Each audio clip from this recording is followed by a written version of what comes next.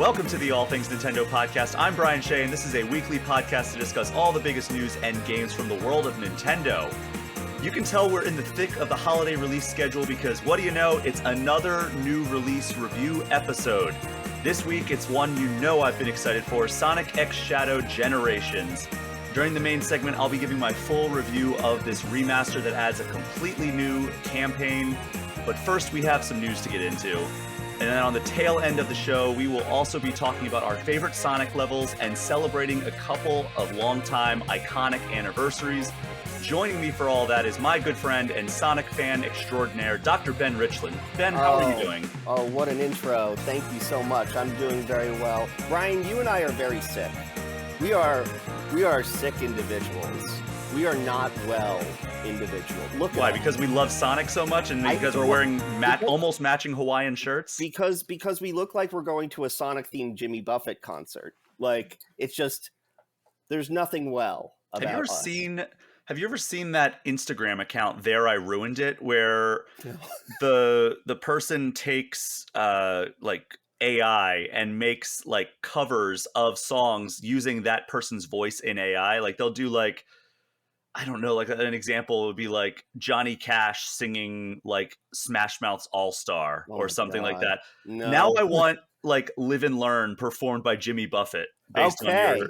All right. So for audio listeners, which is the vast majority of people, Ben and I are wearing not matching, but from the same series, Sonic Hawaiian shirts. They're from the same location. The Sonic Speed Cafe out in San Diego is where these came from. I think they're exclusive to that location. Yep. And you got one from a friend.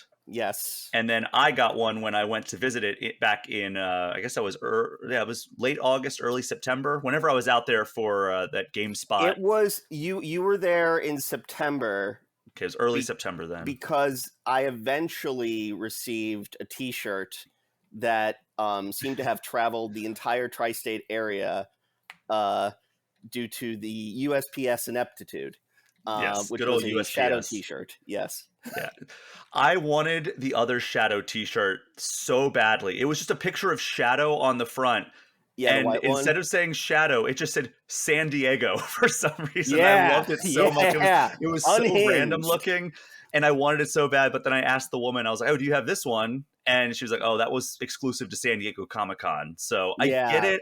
But at the same time, I was like, that is the shirt that I desperately want. I want a Shadow the Hedgehog shirt that doesn't say Shadow the Hedgehog. It says San Diego. Well, I've got underneath. Oh, you got the Shadow the Hedgehog logo. So this is actually the shirt that was sold only at Tokyo Game Show. Oh, nice. And my friend Jack Botnick was there, and he picked up a few things. He picked up this. He picked up a Sonic in Mount Fuji pillow. That is sick. It's almost as sick as this franchise. Look at this world that we are in. You know, we got Sonic plushies. We got Sonic whatever. I got my Sonic guitar that I schlepped over here because prop comedy is fun, but also expensive. But, you know, this blue hedgehog brings people together. For better or worse. It brought us together. It brought us together. And we are going to be talking a lot of Sonic later on in the show, but we've got a ton of news to get to before we dive in to the game that we have come together to talk about, Ben. Yes. There's a man, maybe you've heard of him, by the name of Masahiro Sakurai. If you're not sure who he is the creator of Kirby and the creator and director of every single Super Smash Bros. Game.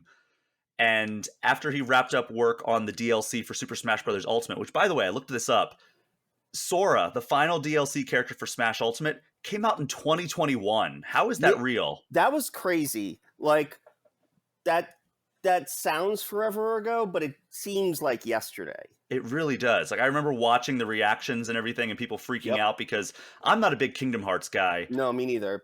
However, I know it's out there. Tim Geddes and Blessing freaked out from Kind of Funny. And everybody freaked out. Yeah, you just see like the little like Mickey Mouse logo, and everybody just goes ballistic. Mm-hmm. And like I tried playing Kingdom Hearts, and I have like one of the collections. Couldn't really get into it. I might pick it up again. I don't know. We'll see. I tried Kingdom Hearts 1 back in the day because I'm a big Final Fantasy X person, and I know that Tidus and Waka are in the beginning of that, and I just bounced off it immediately back on PS2. Yeah. And then I tried Kingdom Hearts 3 when that came out a few years back, and I was like, this is better, but I'm still not feeling it. I was going to Disney like in 2017, and so I was like, you know what? Let me pick up Kingdom Hearts. Let me watch all the Disney movies. It's been a while. Blah blah blah. I did like maybe 3 of those things. Like none of those things I really got into, and like I couldn't really get into Kingdom Hearts 1. Doesn't mean I won't, but anyway, Masahiro Sakurai. Yes, so he started a YouTube channel after he released all the DLC for Smash Ultimate, and he was breaking down how he designs games. He was talking about like video games that he loves playing, like he loves the Persona franchise. Wow. Yeah. And he even dedicated an episode to his former mentor, the late Satoru Iwata. Yes. So his most recent episode is the final episode of his YouTube channel, he said, or at least of this series, and then he's not going to be putting out any more YouTube. He's been doing this series for like 2.5 years, and in this episode, he started off, he was like, you may realize that I look a little bit older than I looked in the other episodes, and that's because I recorded this entire series 2.5 years ago. That's insane. No. And he's like, I've been putting out these episodes piecemeal, and the reason he's been doing that is because he's been working on his proposal for his next game, and he revealed, like, he is in fact working on something. He didn't say anything about what it is, no indication on what that game will be. No, so I don't know if it's going to be another Super Smash Brothers game or what, but if I had to bet, like based on the way he's talked about Smash, he probably doesn't want it to be Smash Brothers. No. But I think Nintendo would want it to be Smash Brothers, so we'll see where they land on that. Yeah. What about Kid Icarus?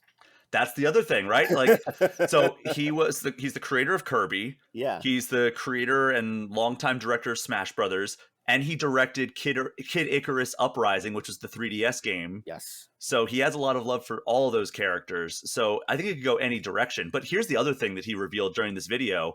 He revealed that he spent a whopping 90 million yen on this YouTube channel, which equates to about $600,000 US of his own money. That's more than my loans. That's more than my medical school loans. That's insane. Not only that, but he didn't monetize it because he wanted this to be his personal investment and personal gift to the future of the games industry and making it so more people, both developers and fans, can understand how video games are made. I really wish that he did keep on doing these YouTube series or start a new one about just being the world's greatest negotiator.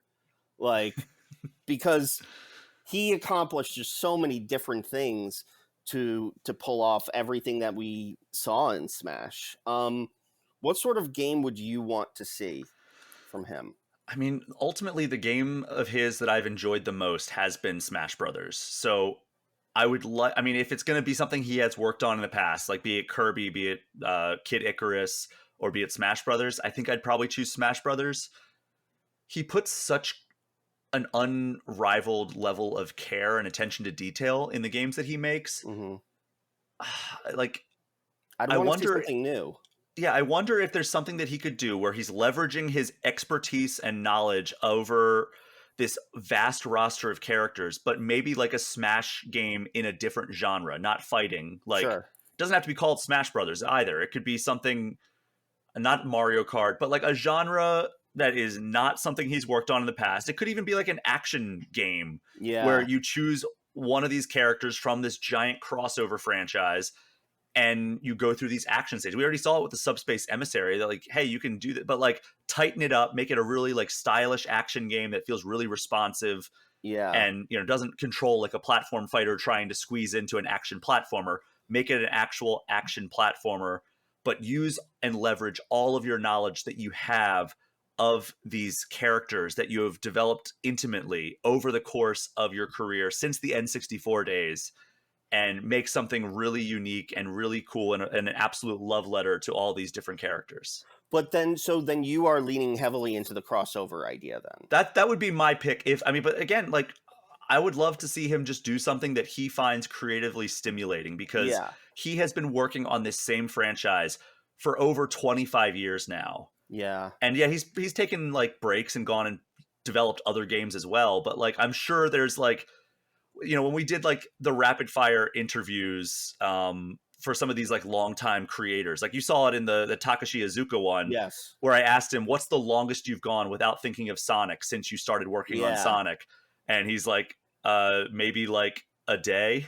and like we asked Ed Boon that same question, you know, who's the co-creator of Mortal Kombat and has worked on it since he co-created alongside John Tobias. Yeah. And he's like, maybe a few hours.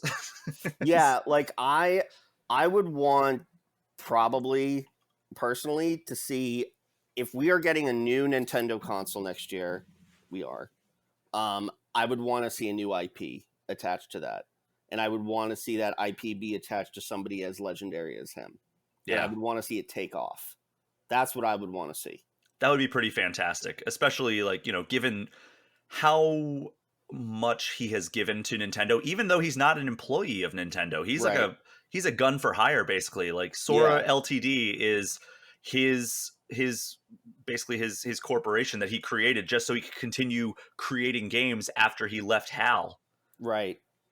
So, you know, it's really up to him what he wants to do. Maybe I don't know. I'm sure he doesn't want to do anything that's like going to make Nintendo mad at him, but it's like maybe he goes and develops something else like for another platform. I mean, I don't think let me see here. Has he ever done anything for anyone else?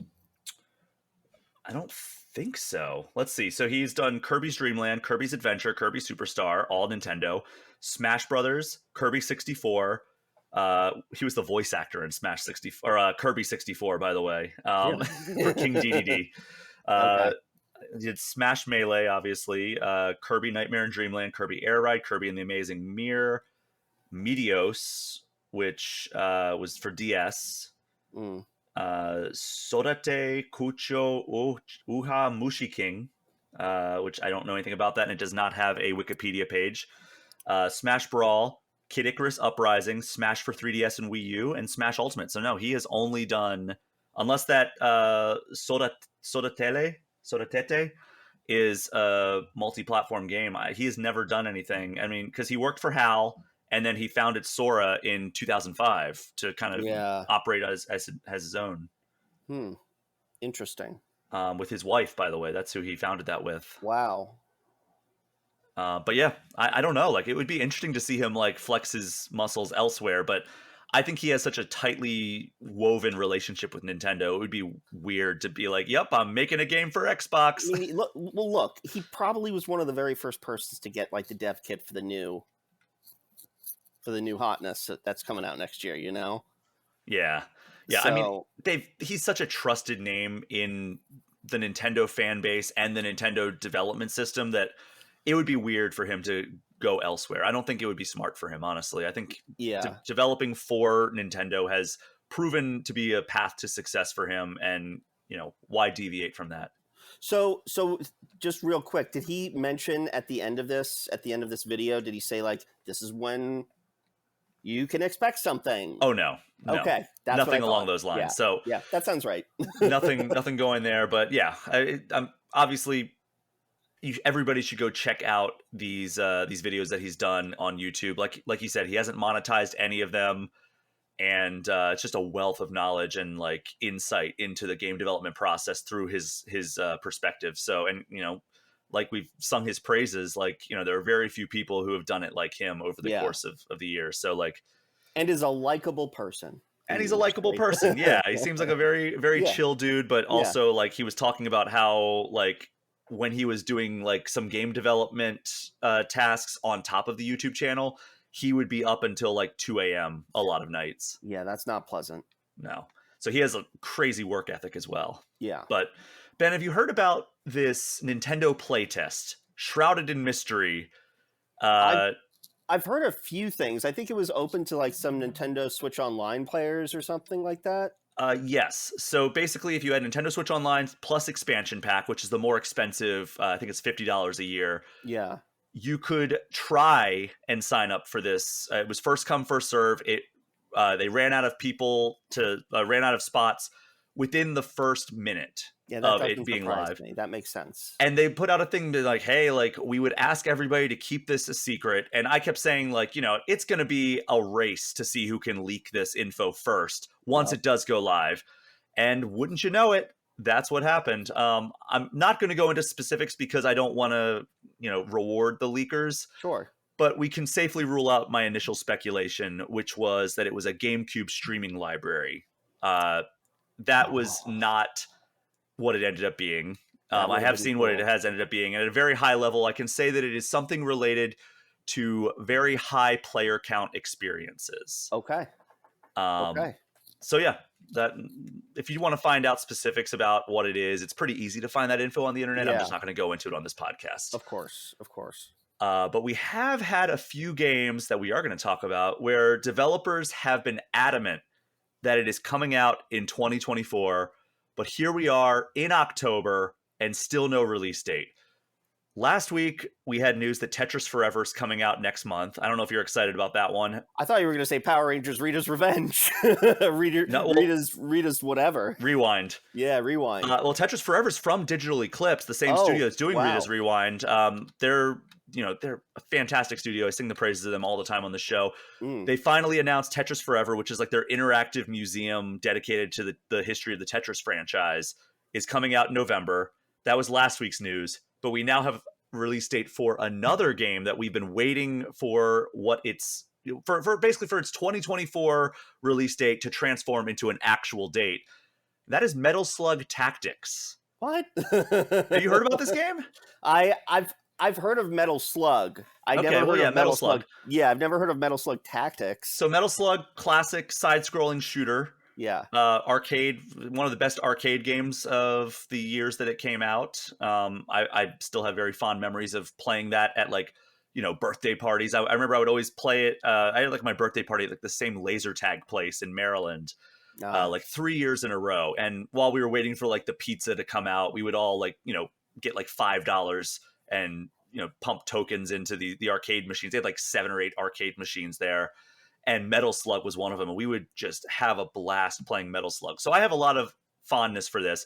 But this is not a side-scrolling shoot-'em-up. This is a grid-based, turn-based tactics game with light roguelike elements based in the Metal Slug universe.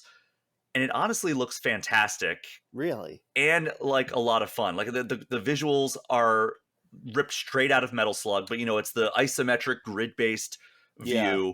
You can play as the mainstay characters from the Metal Slug series. And then they're also doing a crossover with Ikari Warriors for some reason. So there's 3 characters they announced: Clark, Ralph, and Leona. I have no idea about the Ikari Warriors franchise. Neither do I. I saw it in the trailer that they put out this week. And also, shout out to Tee Lopes, composer of the theme song that you hear at the beginning of every episode of this very podcast. Also the composer of Sonic Mania, TMNT, Shredder's Revenge, the Streets of Rage 4 DLC, Penny's Big Breakaway. He's also G.I. Joe. He did the soundtrack for Metal Slug Tactics as well. Wow. And we know when it's coming out. So it was announced so long ago that its announcement trailer was at E3. E3 2021, which, granted was one of the virtual ones post-COVID. Right, but still, yes. E3 hasn't been around for at least a couple of years. So, so it's been floating out there for a while. We've had this 2024 date for so long. And now we can cross off the 2024 date and say it's November 5th. Okay. Just about 2 weeks away on Switch and every other major platform. Wow. Okay. Who's making it? Oh God, I forget the name of the developer, but we can find out. It is, it's Dotemu that's publishing, which is the same publisher that did, and then Leikir Studio, Leikir, which is known for Isbara, The First Journey, Wondershot, and Metal Slug Tactics. So these are, I know Dotemu is a French company. This is, Leikir is probably a French company. It is. It sure is. But yeah, that is coming November 5th. Any interest in this? First glance, I'd say no. But because I've never played Metal Slug, I've never touched it. Let me see what the reviews are. Let me hear what you think after you get your hands on it. Well, hey, you probably won't have to wait for long because, like I said, November 5th is not that far True. away. True. You know my backlog. It's insane. But I'm not going to say no. I'd love to hear what you have to say after you get your hands on it.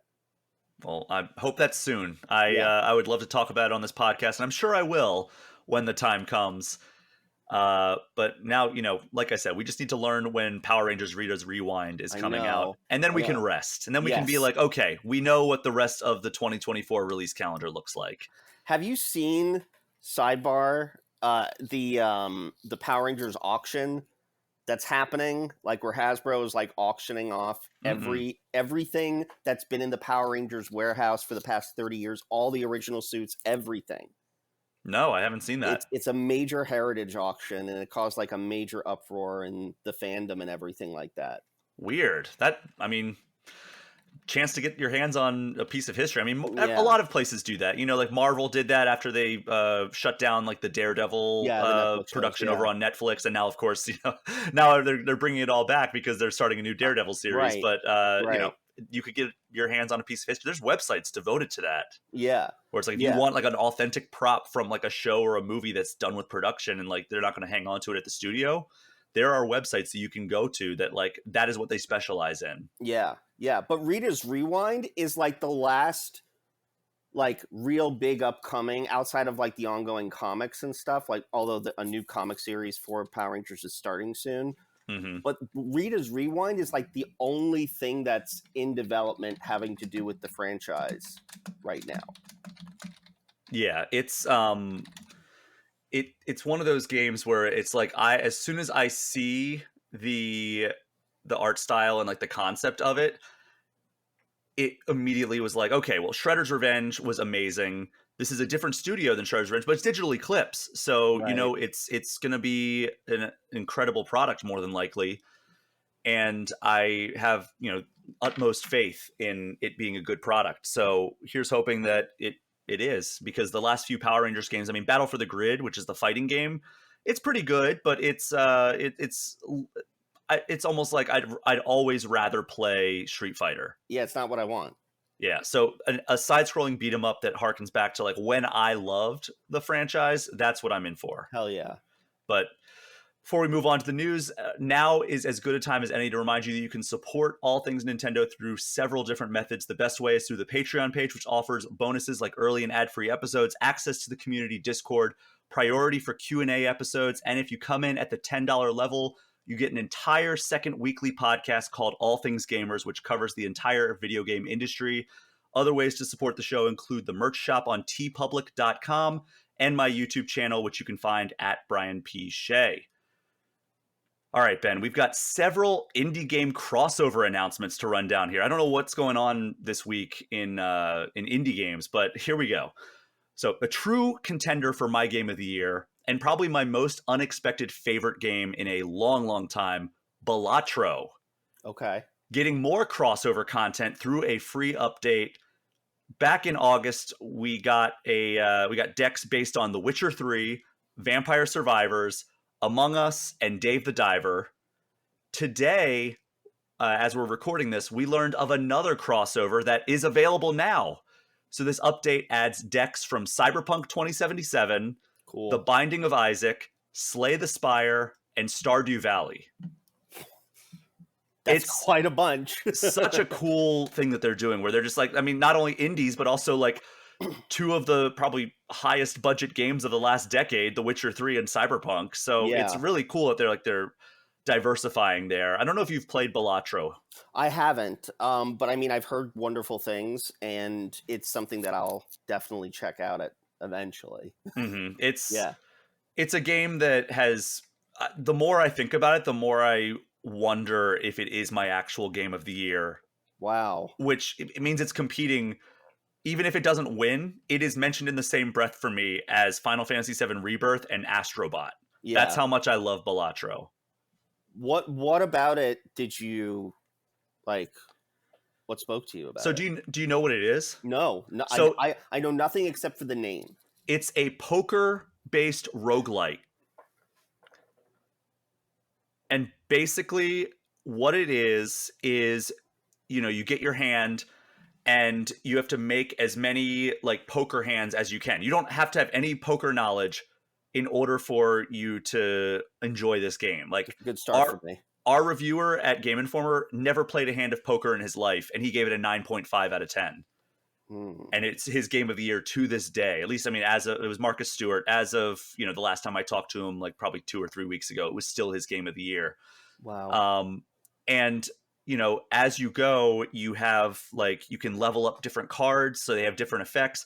And there's always like a score you have to hit. And then in between rounds, you take your earnings and you can buy jokers. And these jokers that you put up in your inventory have different effects. So like one will be like, okay, anytime you play a face card, it gives you this multiplier. Yeah. And anytime you, you know, if your hand that you play is a straight, it gives you this multiplier. And then you can level up different hands that you have as well. So like if you like really love playing like 2 pairs, yeah, then you can level up that through like your in the in-game shop with the money that you make during your run.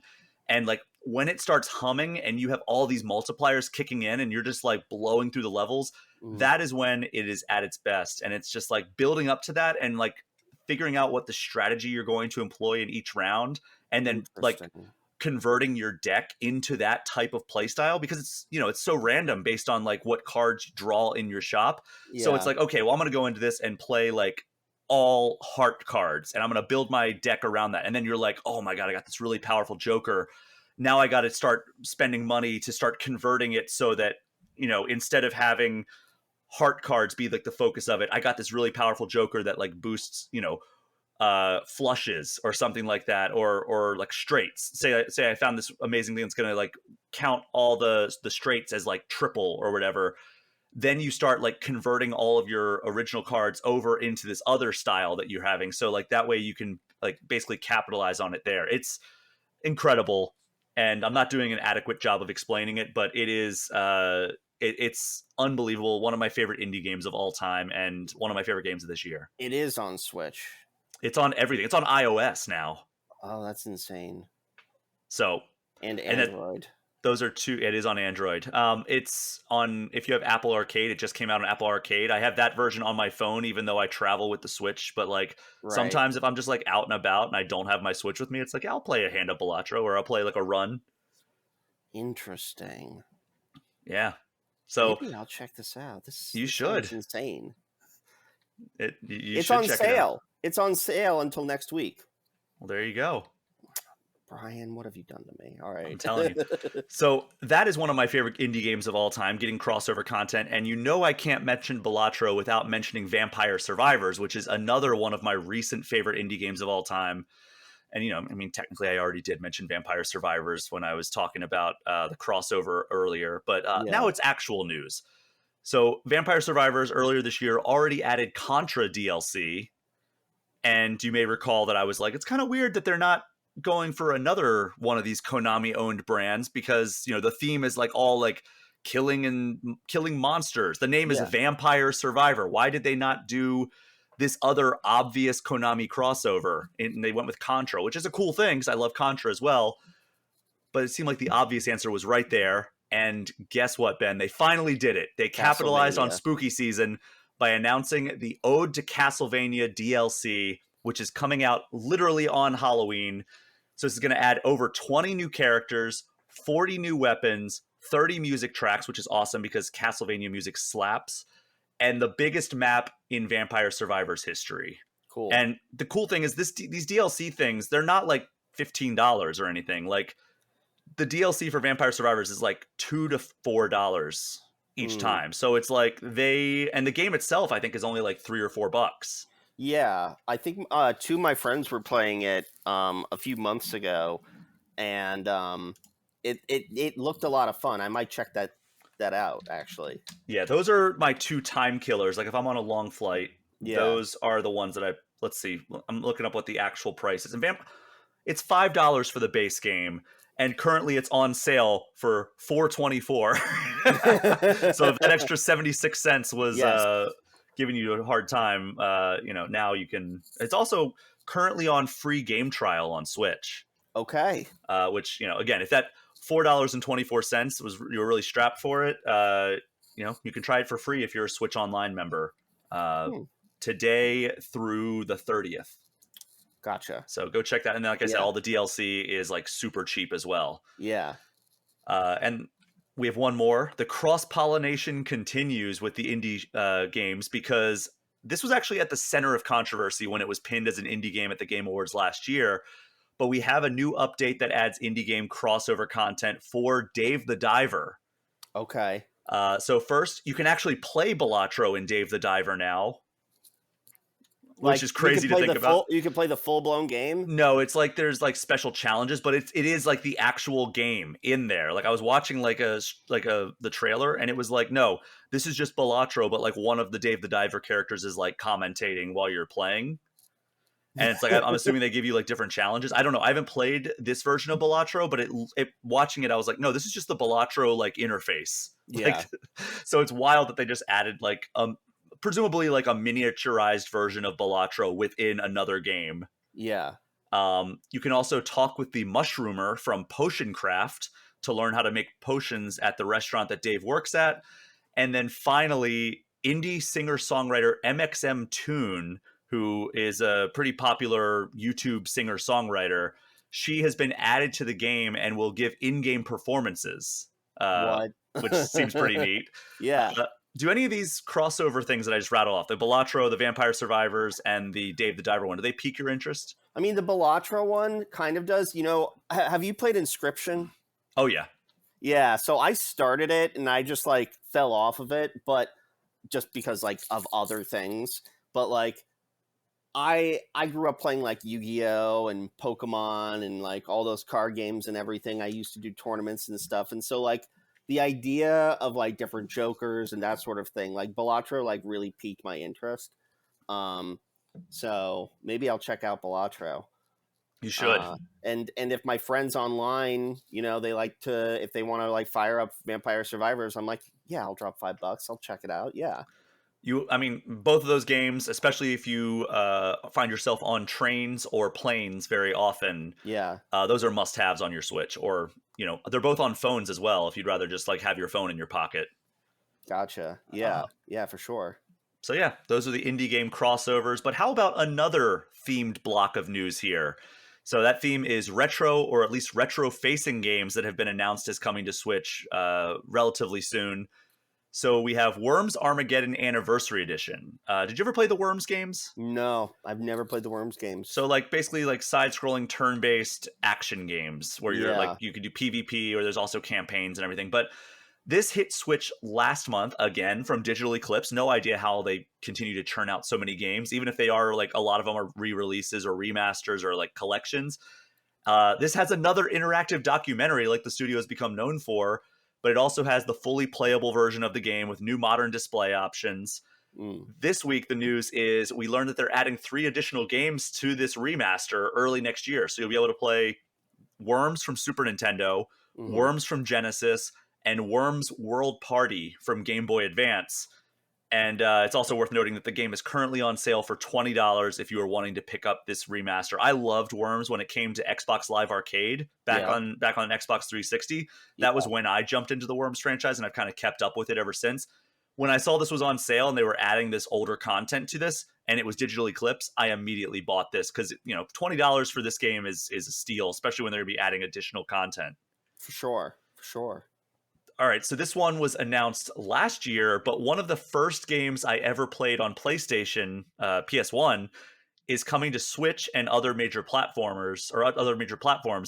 Croc: Legend of Gobos. I don't know if you ever played Croc on PS1. No, but I remember like seeing like trailers for it and just seeing like videos of it, and I'm like, this is just like every other platformer, kind of. I mean, I don't. I'm sorry, I don't want to like debase it or anything, but like there were just so many like weird characters all at that time. Yeah, it does. It's fine, right? I was more of a Spyro guy back then, when it came to like PS1 platformers, but Croc holds a special place in my heart, primarily because it was on a demo disc that I got right out at the early stages of when I got my PS1.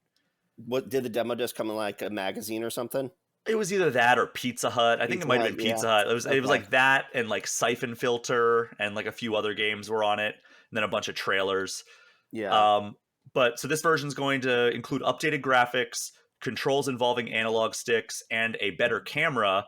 So this originally came to PS1 in 1997, and kind of a cult classic at this point. So they finally confirmed that it is coming to Switch and every other major platform aside from Steam for some reason. Huh. Which, skipping Steam always seems like a bad idea when you're coming to PC, unless Well, do you, Epic may have funded some of it. I don't know, but like it just seems well, like do a you weird think choice. it'll come to Steam eventually? Maybe Unless Epic funded it. it would Yeah. be nice if they did, but I don't know. Hmm. It just seems like a weird omission. But it is coming to Switch, so something to look forward to there if you were a PS1 fan.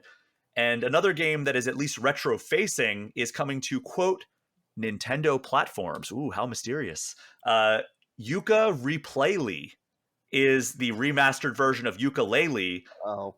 that adds new art and animations, new challenges, a new collectible currency, a new map, new tonic modifiers, better camera and controls, and a remastered soundtrack. And the thing that a lot of people are picking up and running with is that they were like, oh, coming to PlayStation and Xbox, and they didn't say Switch. They only had the Nintendo logo, not the Switch logo. Oh, So are you? interesting. I mean, I think a lot of people are banking on this being like a Switch 2, and that's just Yeah. how like Playtonic is getting around it being like a Switch 2 thing by just saying, oh, it's coming to Nintendo platforms. Hint, hint. Right. Um, Yeah. so yeah, I Could mean, be. we could be getting a stacked lineup for Switch 2 in its early days. Like when you think about how popular Switch 1 has been, we might be getting a lot of games that people have, like developers have held off on putting on Switch because one, they know that the next platform is inevitably going to be more powerful. And if they put it out on Switch 2, they won't have to, cut it out at the knee too Can I, much. can I say something about that? I Not at think all. No, I'm just kidding. Go ahead. that's fair. If they do that, like I think that if they call it the Switch 2, they have to do that. Because we already had brand confusion with the Wii versus the Wii U. Yeah. The Nintendo DS versus the 3DS. Like we already had that.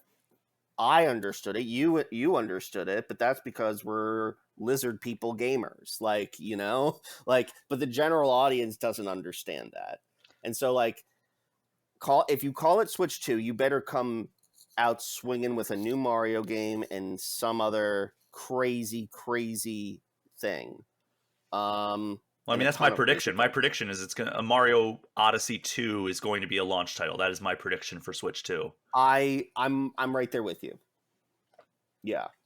But yeah, I mean, I've talked about the title or the naming of whatever the Switch successor is going to be, and I think Switch 2 is the right call, but it is extremely not Nintendo-like to do that. Like I don't disagree with you. I can't think of anything else other than Switch 2.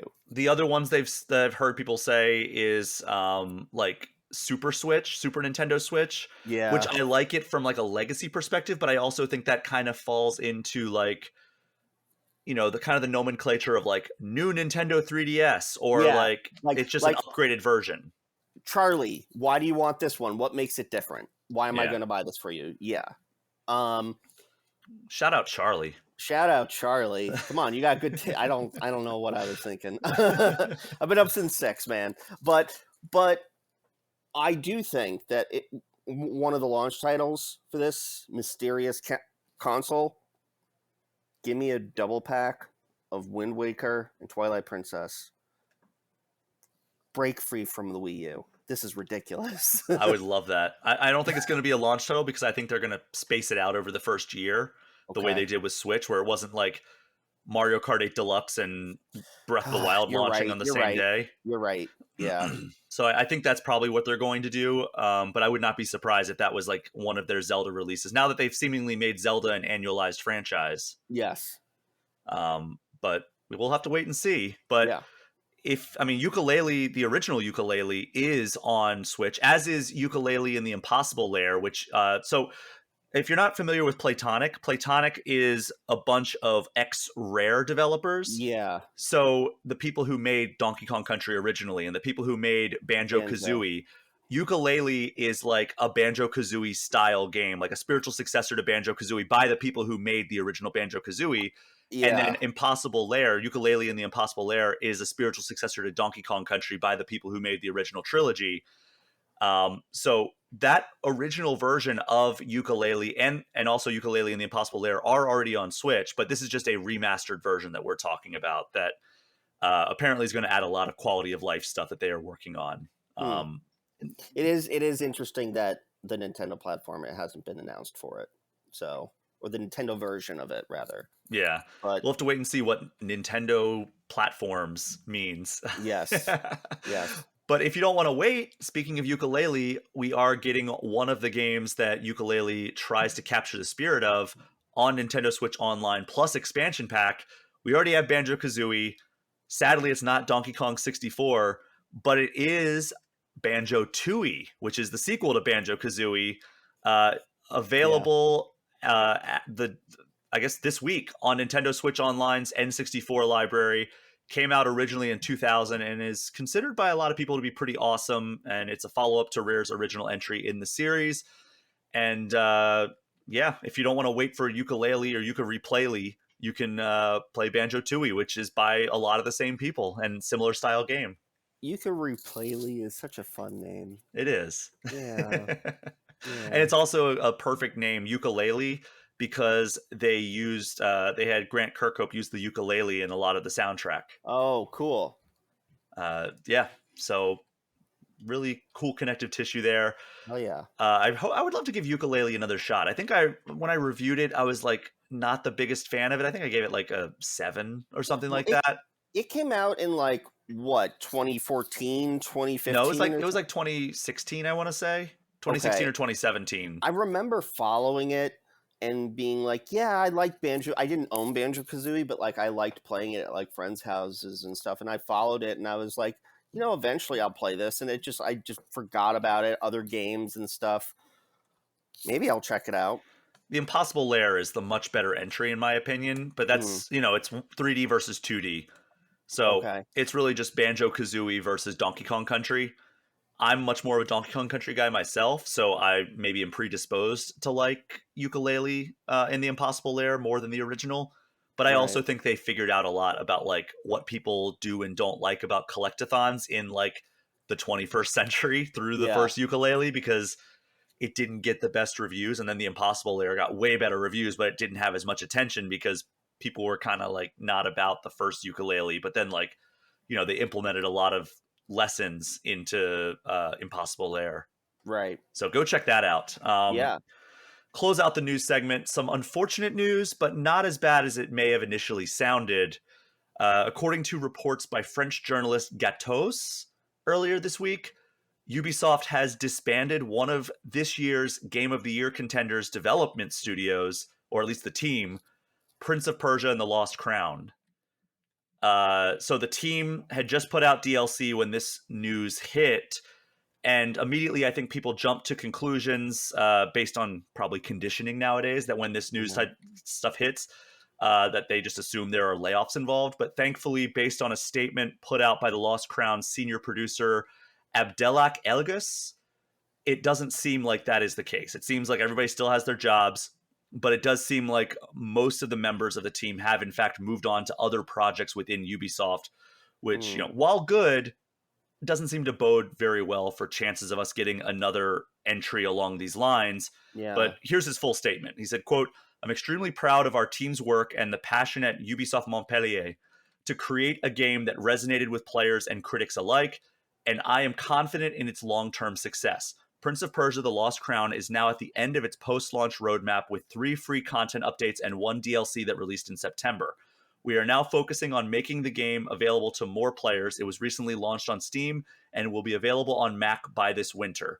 Most of the team members who worked on the Prince of Persia: The Lost Crown have shifted to other projects that will benefit from their expertise. We know players have a lot of love for this brand, and Ubisoft is excited to bring more Prince of Persia experiences in the future." So it seemed like that statement kind of was like tempering, like, hey, like nobody lost their job. We're not like completely abandoning Prince of Persia. I mean, we know we have that Sands of Time remake allegedly still happening that's been like Yeah.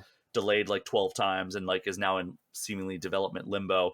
I would absolutely love another Prince of Persia game like this, even though admittedly I haven't played all the way through Lost Crown still. Yeah. But the thing that actually got me most excited was they made an offhand comment in a Reddit AMA about wanting to do, like, they were like, hey, what's your dream project? And he basically was like, well, one of the designers was like, I'd love to do a remake in this style of Zelda 2. Like the kind of the less beloved Zelda game back on NES, Adventure of Interesting. Link. I think Interesting. they could do some cool stuff given the pedigree of that team. Yeah. I think that would have been sick. But what would you want from that team? I don't know. I mean, I probably another Prince of Persia game, just like in this same regard that we just got. I mean, I didn't get to play the full game. I got to play some of the demo, and it was really interesting. I really liked some of the mechanics. There were just other games that came out during that time. Yeah, that's my fault. My reason as well. Yeah, embarrassment of riches sometimes, you know. But I would love to see more of that. I know that it's a really boring answer for more of the same, but Yeah, yeah, give them another shot at it. Like so many games and so many franchises improved so much from that first entry to the second entry, right. and they already knocked it out of the park with this first entry. So, like, hopefully, a new entry would be even better. And we do have this, like I said, the Sands of Time remake. We also have the Rogue Prince of Persia, which is an early access title that they're presumably still developing as well, which is a different team. Yeah. But it's like Ubisoft is showing that they're committed to this franchise now, which they haven't been in a very long time. You know what? I'm going to say something insane and probably wouldn't work. Never. But a 2D Watch Dogs game. Oh, interesting. That could be cool. Like being able to hack stuff and everything from. Yeah. Yeah. But like it's all 2D and you are like running away from like police officers or whatever. Like it's less open world and it's more insular. I could see that. Interesting. I'd have to see it in action to really like understand like the full breadth of it. But like, elevator pitch, I'm in. Sure. Yeah. It's too bad that like they decided to like completely abandon Watch Dogs as a franchise. I mean, I love that franchise. The first one fell well short of expectations, but the rest of the games have been pretty solid. Yeah. Yeah. But we'll see what happens with Ubisoft. Yeah. Well, there's a lot of news involving Ubisoft and like, potential buyout from so there's a lot of stuff up in the air, but Assassin's Creed Shadows is a game that I am so stoked for. It's maybe my most anticipated game of next year, aside from maybe Ghosts of Yotoi, which is now looks kind of similar, like big open world action game starring a samurai in feudal Japan. Shadows comes out in March. Either February or March. Okay, and then Yotoi comes out. Yotoi is probably going to be holiday. Okay, so there will be a gap. I mean, because they just announced it as 2025, and it just got announced like last month. So it'd be hard to imagine they would put it out before like holiday of next year. Right, makes sense. But that's all the news. We're going to take a quick break, and when we get back, we're going to be talking about Sonic X Shadow Generations and a couple of other new releases. We will be right back.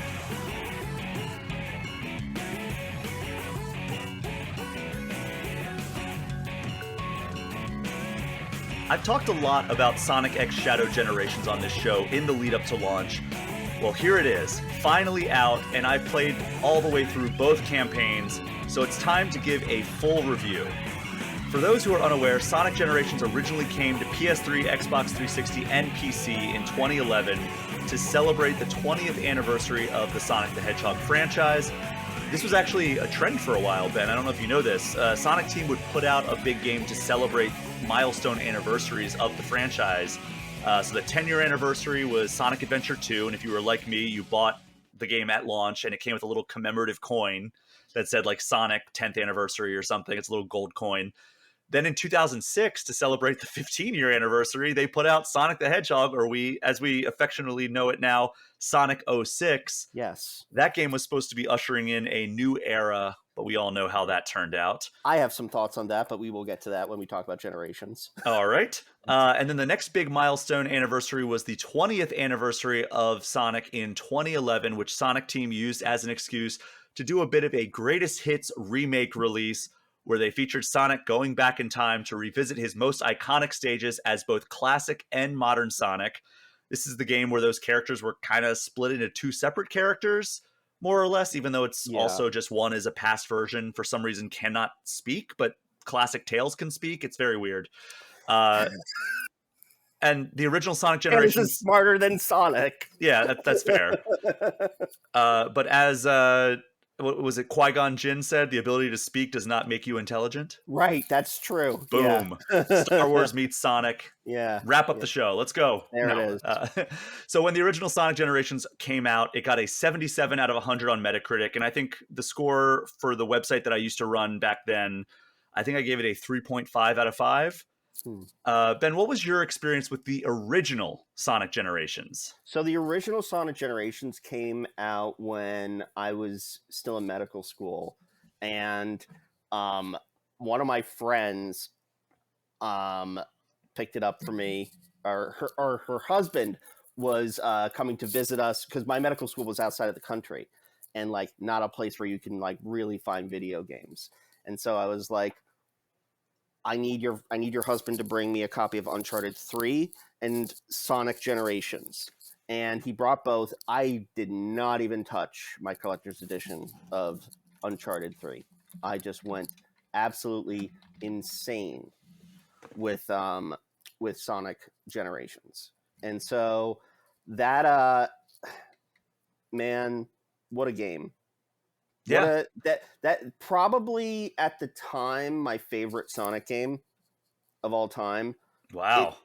It just did so many things right. And like I love the Boost era. Like, I'm sorry, I'm a Boost apologist. And it was a true to form celebration in the best of ways. Yeah, I mean, it was a good celebration, and you know that explains why if you fire up Sonic X Shadow Generations, we're not on a milestone anniversary this year. However, like you'll notice that there's like the story is framed around it being Sonic's birthday party, so that's why that is. But by the way, Takashi Iizuka, who is the creative officer over at Sonic Team, he's been around since he did his first ever gig. I did a profile on him on the Game Informer YouTube channel. It was a video profile. And his first ever gig was doing QA for Sonic 2, and then he was a designer for Sonic 3, like one of the lead designers of Sonic 3. So he's been with Sonic Team forever, and he's loved doing these milestone releases. When I interviewed him at E3 2019, the last in-person E3, I asked him when the next big year for Sonic was going to be, and he told me 2021 to coincide with the 30th anniversary of the franchise. And then that obviously had to change with the COVID pandemic. And, Sonic Frontiers was originally planned to come in 2021, but then it got delayed to 2022. But that brings us to Sonic X Shadow Generations. It gives you the full Sonic Generations package, which you absolutely love. Yep.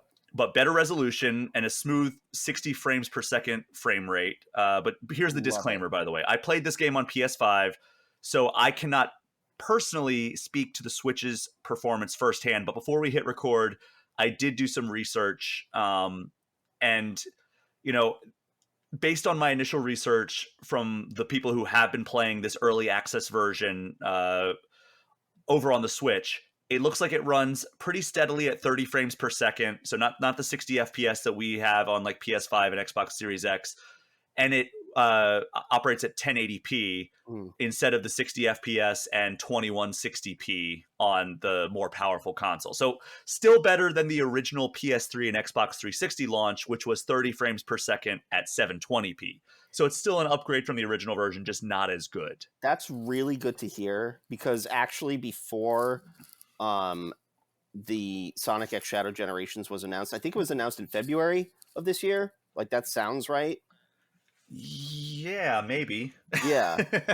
But like sometime last year, I was replaying Sonic Generations on my Xbox Series S, because I was like, oh, it got the FPS boost, just like Unleashed. And I was like, the visuals on this game did not age well. You don't think so? I like back like the old Sonic generations, it does not look great. Compared to like this remaster, everything pops. The color pops, like it just looks so much better. Wow. I always thought that Generations and Unleashed aged remarkably well from a visuals perspective, especially with the FPS boost on Xbox. I think Unleashed aged a little bit better, but yeah, no, Generations, I personally did not feel like Generations aged very well. Interesting. Okay. Well, to each their own. Yeah. The big selling point in this package, Ben, as you know, is Shadow Generations, which is a completely new second campaign that goes on the side of Sonic Generations. It's kind of like how Mario 3D World came out on Switch and it had Bowser's Fury, which is a separate campaign, completely new. And this time, it's open world, kind of. So it's open zone. They open don't like zone. open world. They really don't like open world. Yeah, open zone. I was made aware of that when I was writing the Sonic Frontiers cover story. That open world was a kind of a no-no phrase for them. Right. But as the name implies, Shadow Generations, it features Shadow as the main character. And it's basically telling what was he doing during this, because he wasn't at the birthday party. And he was just basically... You know, that whole reasoning, I just sort of took it as Sonic's... Silver wasn't there. Yeah. None of the rivals were there. Metal Sonic wasn't going to be there, but you know what I mean. Like Sonic put a bomb in the cake. Yeah, right, exactly. But I don't know. Like I guess Silver is in the future or wherever the hell he is, and so I guess fine. It's fair to ask where was Shadow during Sonic's birthday, but Shadow's too cool, man. He's too cool for birthdays. Nobody's too cool for birthdays. He's over 50 years old. He's nuts. He is. So the big thing here, aside from the levels that they give you, which allow you to like revisit these stages from past Shadow appearances, is the white space. So in Sonic Generations, it's a side-scrolling area where you can climb up and like explore different areas and like challenge acts and everything. So this is actually an adaptation of the open zone format from Sonic Frontiers. And you know, you go around and complete challenges within this open zone area, and there's different like entry points, and you unlock different areas, and you unlock powers that allow you to access new areas. How do you feel about its implementation here? So the open zone, I really like it.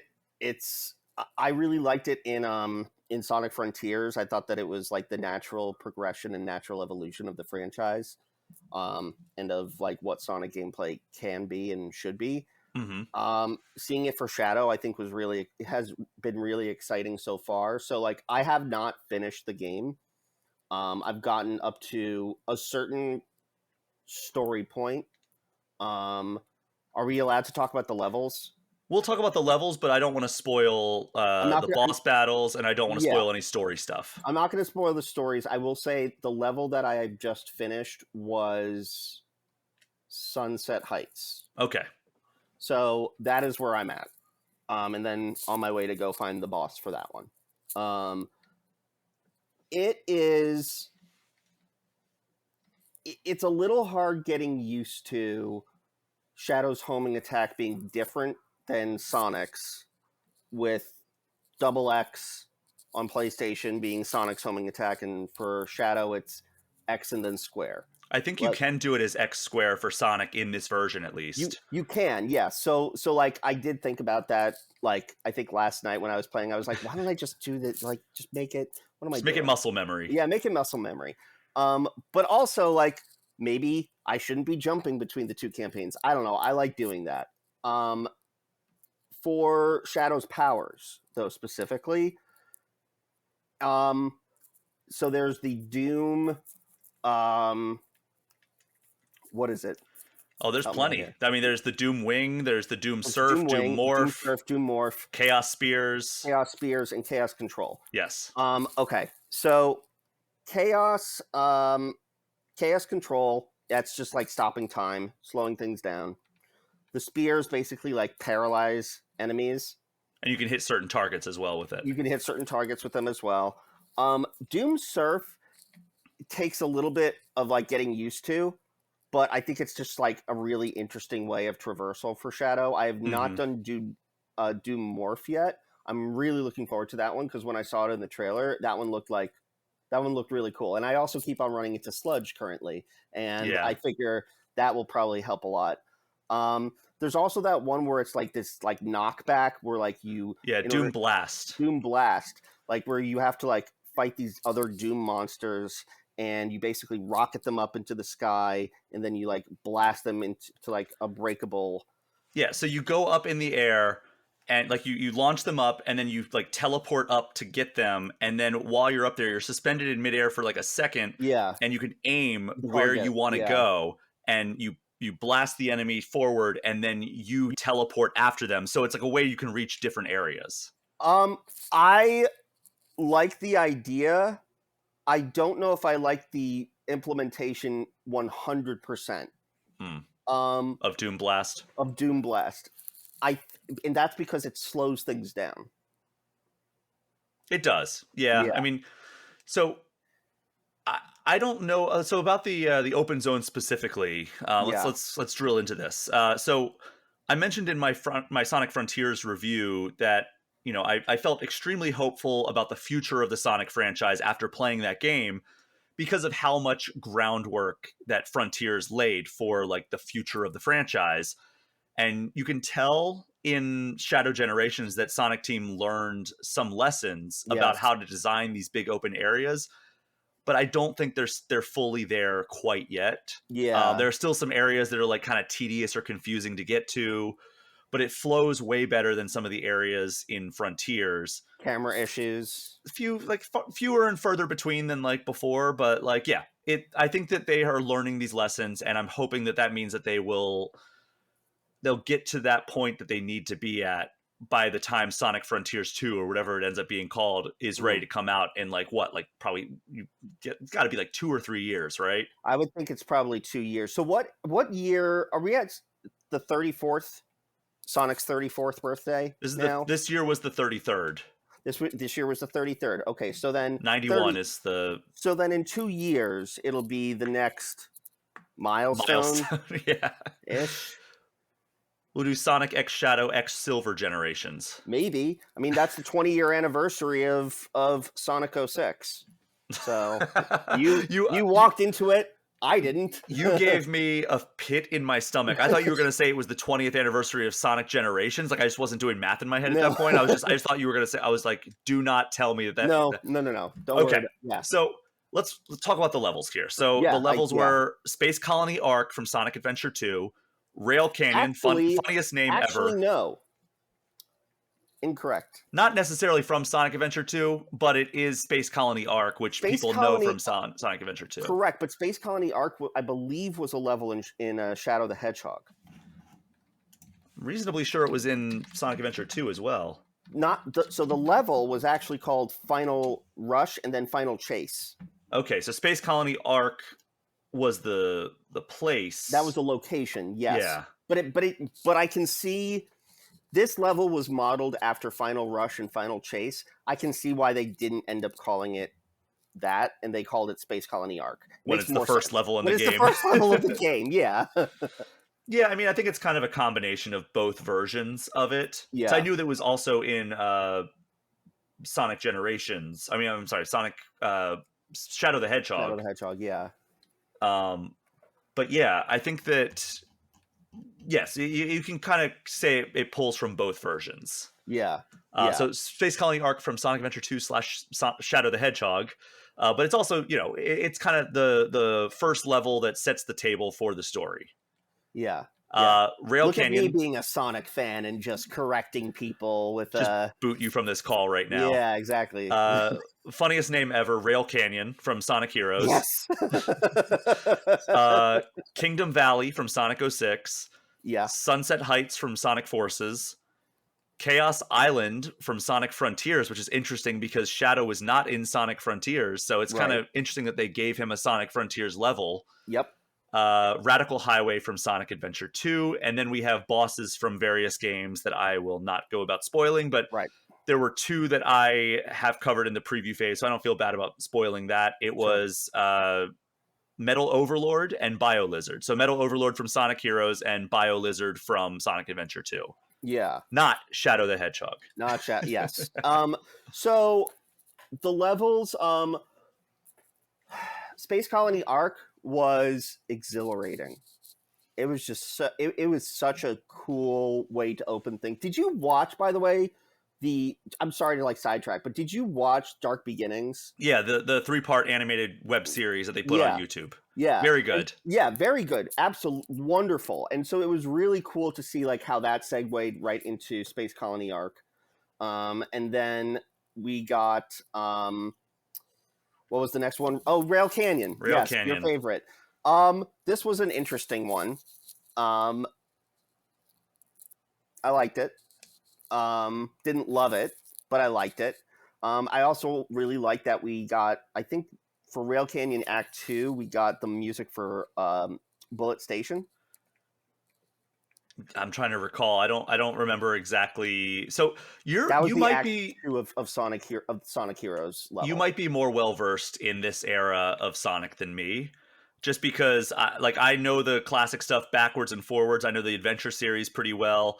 Yeah. I would say that I still know all these games. My least knowledgeable perspective is during that kind of dark period for the Sonic franchise, which was Heroes up until Unleashed. But even Unleashed, I am not super well versed in because I despise the Werehog stuff. Yeah.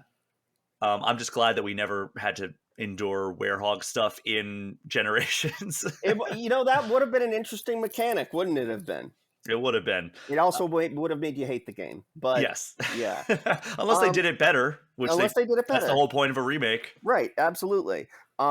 So Rail Canyon and Rail Canyon was good.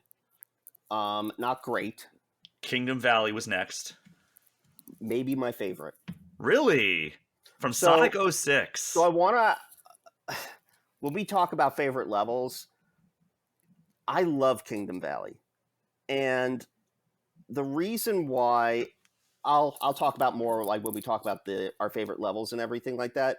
But this, I will say, this felt like what Kingdom Valley was promised to us back in E3. This felt like Kingdom Valley correctly. When there was like one section of Kingdom Valley where he like goes up on the roof and he's about to like go back down. And once he gets to that section, I had an immediate brain flashback to the actual Sonic 06 game, and I literally said out loud, "Oh baby, yes, this is what I want. This is what I want." I got oh baby out of you. Yeah, this is the brain rot that I want. Like, so Kingdom Valley might be my favorite level so far. Wow. Well, we'll see how that changes as you keep playing through it. Yeah. Like I said, not going to spoil the other Sunset bosses. Heights I also played. I wanted to ask, what are your they did a lot of like story beats in terms of like twisting the dimensions like throughout like the Space Colony Arc level and Sunset Heights, and it was like very like Doctor Strangey and everything like that. Is that what you were about to say? Like, yeah, I don't want to talk too much about it, but we did see it in the Space Colony Arc level in the preview stuff. Sure, yeah. And basically the Doom's Eye, which is part of Black Doom, comes in, like morphs the entire area around him and basically changes it to an entirely different level. Most of them are Radical Highway themed. Yeah. So you actually get like this really cool remix of the song, which is an amazing song to begin with. And it's different remixes for each one. Yeah. So it happens a few times throughout his campaign. And, you know, between that and the Doom powers, I think that's where we and the open zone format of like the white area or white space.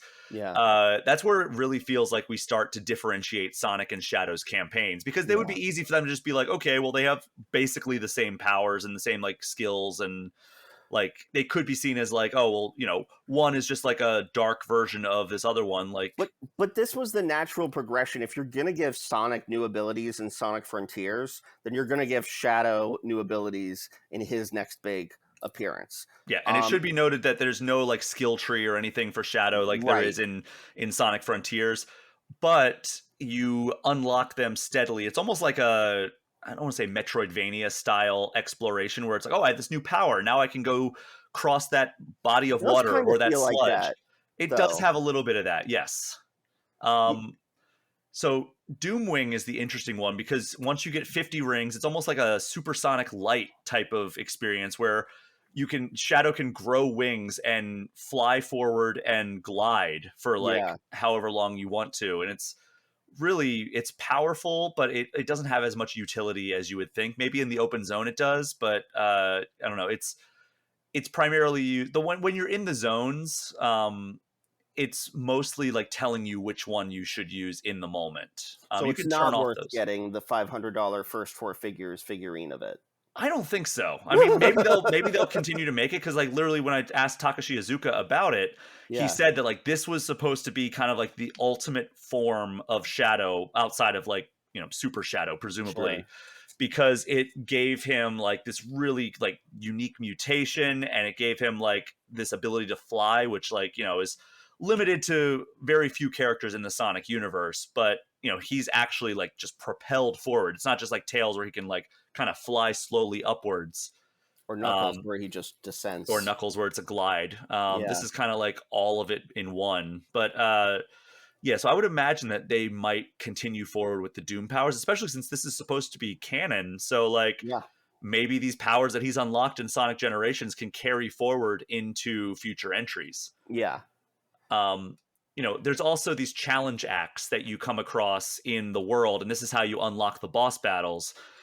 So they have them in Sonic Generations as well, but like, you know, you have to explore the open zone to get to these gates.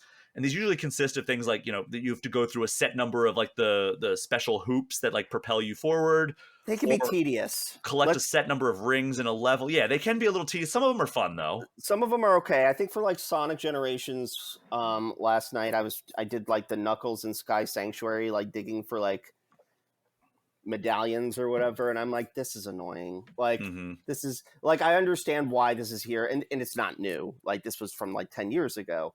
The Shadow ones feel more like a way for you to understand his powers. Yeah, I would agree. Yeah. And so I think they have a little bit more utility. That was very smart of them. Yeah, it was. I think it's like they learned lessons from what worked and what didn't work in that original release, much like they did with what worked and what didn't work in Sonic Frontiers. Right. So I'm we'll end it there on Shadow Generations. Is there anything else you want to say about that side of this package before we move on to the Sonic campaign? Actually, yeah. I wanted to ask, like, what do you think of like like we talked a little bit about Radical Highway, but like, what do you think of like the music choices and like the music remixes and all of that? Oh, I think they're awesome. Like they knocked it out of the park with both the Sonic Generation side and the Shadow Generation Yeah. side. Like the music in Sonic Generations, Sonic X Shadow Generations is, you know, top tier Sonic. I've always loved a lot of the modern remixes that they Yeah. did with like the Sonic levels. So to hear some of these songs that I know from my history with playing as Shadow, it's really great to hear that stuff. And then I so have you fought Metal Overlord yet?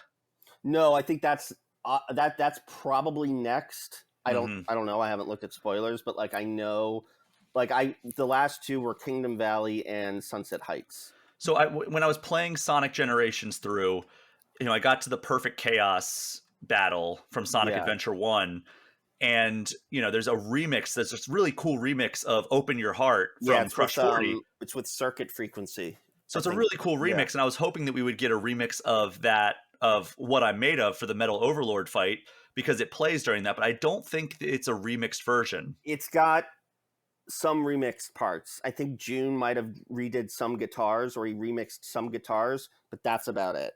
Okay, but it wasn't a completely different style of Yeah, song the way no. Open Your Heart was. That would have been cool, but Yeah. yeah, I'm absolutely did love, because I've beaten it, the Shadow Generations campaign. I think it's worth it even if you've played like Sonic Generations, if you thought like, oh, that game was fun, I think Shadow Generations is markedly better Yeah. than Sonic Generations. Yeah. Yeah. So, Brian, is Shadow the ultimate life form? I mean, obviously, he has to be. You only hear it 25,000 times over the course of Sonic Adventure 2.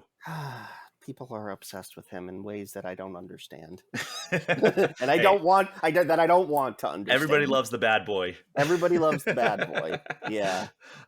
Sonic campaign, Sonic Generations, very much what we got in 2011.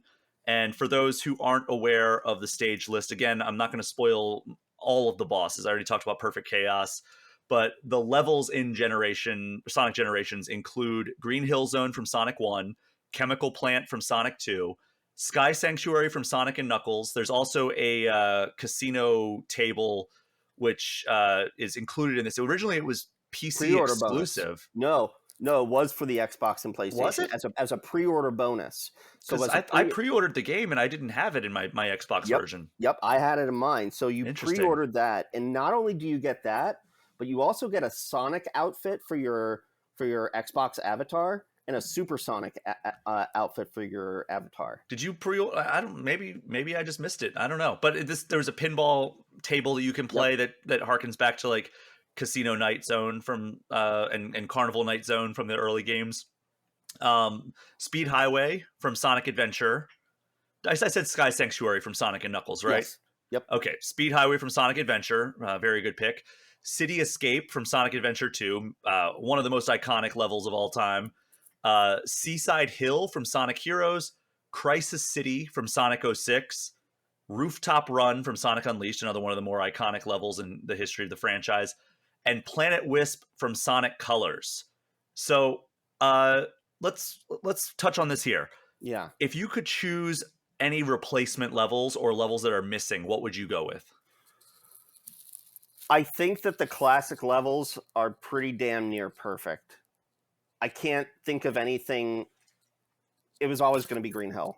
Fine. Yeah, you can't not put Green Hill Zone in it.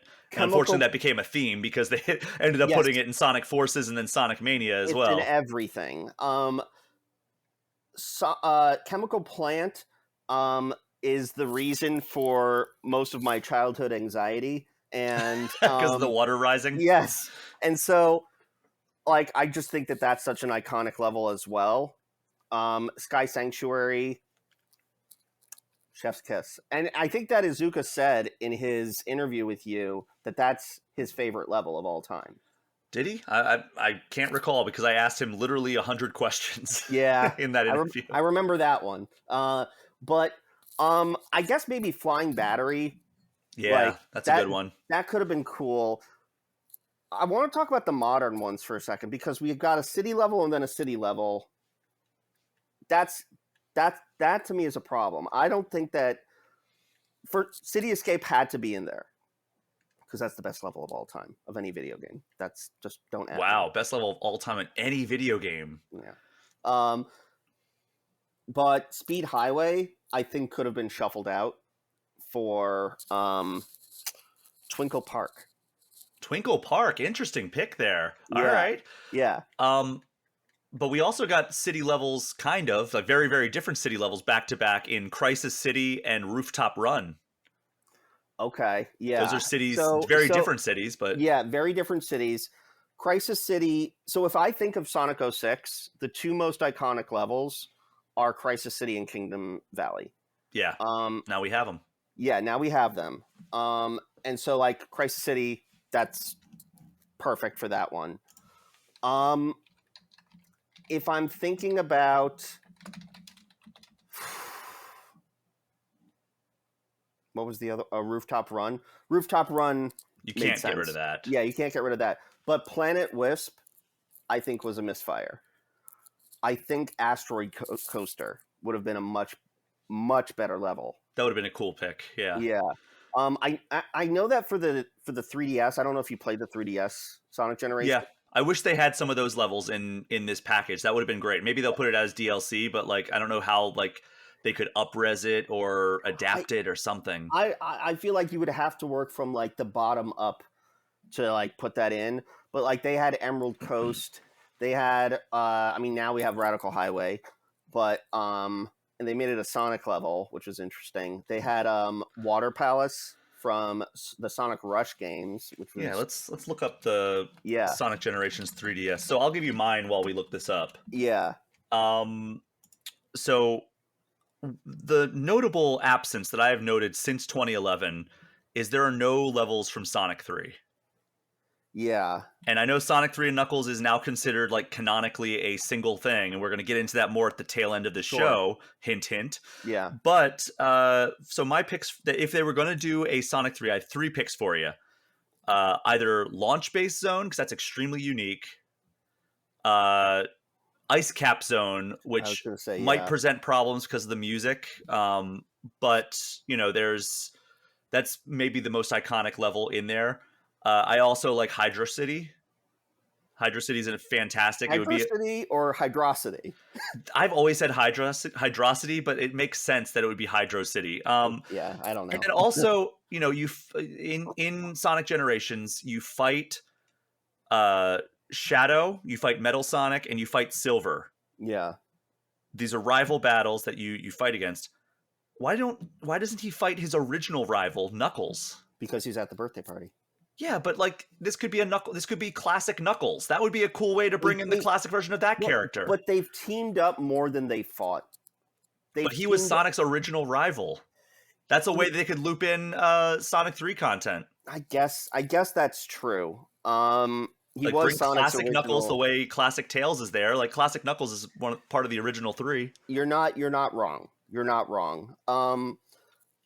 If they didn't, you know, now that I'm going back where I said Twinkle Park for Sonic Adventure 1, if they didn't do Ice Cap Zone, they could do, what was the ice level in that one?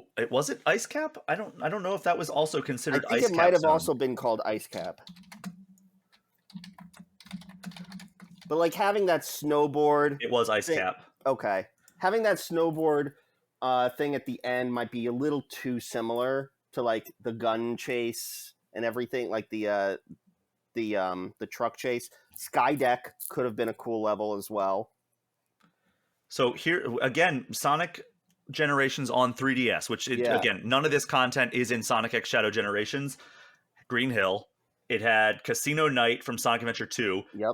Again, it leapfrogs Sonic 3 and goes straight to Sonic and Knuckles for Mushroom Hill. Emerald Coast, which is one of my picks for what could replace Radical Highway in or not Radical Highway. Speed Highway. Speed Highway in Sonic Adventure 1's representation in Sonic X Shadow Generations. Then Radical Highway from Sonic Adventure 2, as you mentioned, which is a Shadow level, but they put it in Sonic. Yeah. Water Palace from Sonic Rush, and then Tropical Resort from Sonic Colors. Right. The only ones I'd want from that list would be Casino Night, Mushroom Hill, and Emerald Coast. Yeah. Emerald Coast would be a pick that I could say, or Windy Valley is also very good from Sonic Adventure 1. Windy Valley was also very good, yeah. And then if you wanted to do one from Sonic and Knuckles that's different from Sky Sanctuary, which I don't think... Sky Sanctuary is always going to be in the Greatest Hits package. Yeah. But I love Lava Reef. And I know that's not a popular opinion, but I love that. The music is fantastic. Yeah. So the thing that this game, Sonic Generations in general, really represents for me is it's when the level design team showed they understood how to make 3D Sonic levels feel like traditional Sonic levels. Yeah. So like in that, I mean like they got rid of a lot of the instant death pits and instead made them like punish routes where it's like a prevalent 2D Sonic game design tenet. So like if you fell or you didn't react fast enough and like you don't get to go on the higher, faster route that has like maybe a collectible. Yeah, you're essentially punished for not hitting that. So you'd either have like more enemies to fight or no collectible to grab, or maybe it's just like a slower, more tedious platforming section. And they did such a great job of making speed and doing cool things feel like the incentive to do well here. And there are several death pits and, you know, especially when you get to like those mid 2000s games, particularly Sonic 06, but it's nowhere near as it was in those games. Yeah. look, I think that the way that they handled so far in uh in the remaster in Sonic X Shadow Generations, I've gotten to City Escape. Okay. I finished up City Escape. I wanted to make sure that I played that before I came on with you because like that is an incredibly important level to me. And I died several times, but Hey, that truck is a menace. that truck is a menace. And also falling stinks. But it was also like 7 a.m. and hadn't had my coffee yet. But great level, tremendous. It is. Plus, more of that. It is fantastic. I don't like the remix of the music as much as the original. The original is impossible to match. So, like, look, when you see City Escape, you can hear that level. And yeah, no, you can't beat the original. But do you like the Cash remix more than the modern remix or vice versa? Honestly, I could not tell you what either of them sound like apart from each other, just off the top of my head. I think I like the modern version better, I like the modern one more, yeah. So if I had to score Sonic X Shadow Generations, like if I was reviewing this for my last job, I think I would have given it an 8.5 out of 10. I think that's where I am too so far. As of this recording, it is currently sitting at an 80 on Metacritic.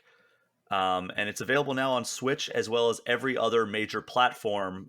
Any closing thoughts on Sonic X Shadow Generations? Is this your favorite Sonic game now? No. Okay. We will talk about my favorite Sonic game in the final segment of this show. Okay. Is it yours? Sonic Generations was. I mean, Generations might crack my top 5, maybe. Yeah. Look, it's. I have to see how Shadow Generations pans out. But right now it's sitting pretty up there. If not, it's in the top 3. Okay. What is your top 3? We're going to get into a top 5 list later on, but before we move on, give me your top 3 Sonic games of all time. Oh man, that's tough. I would probably. I'm sorry to inflict such pain on you. Yeah, it's you really caught me off guard.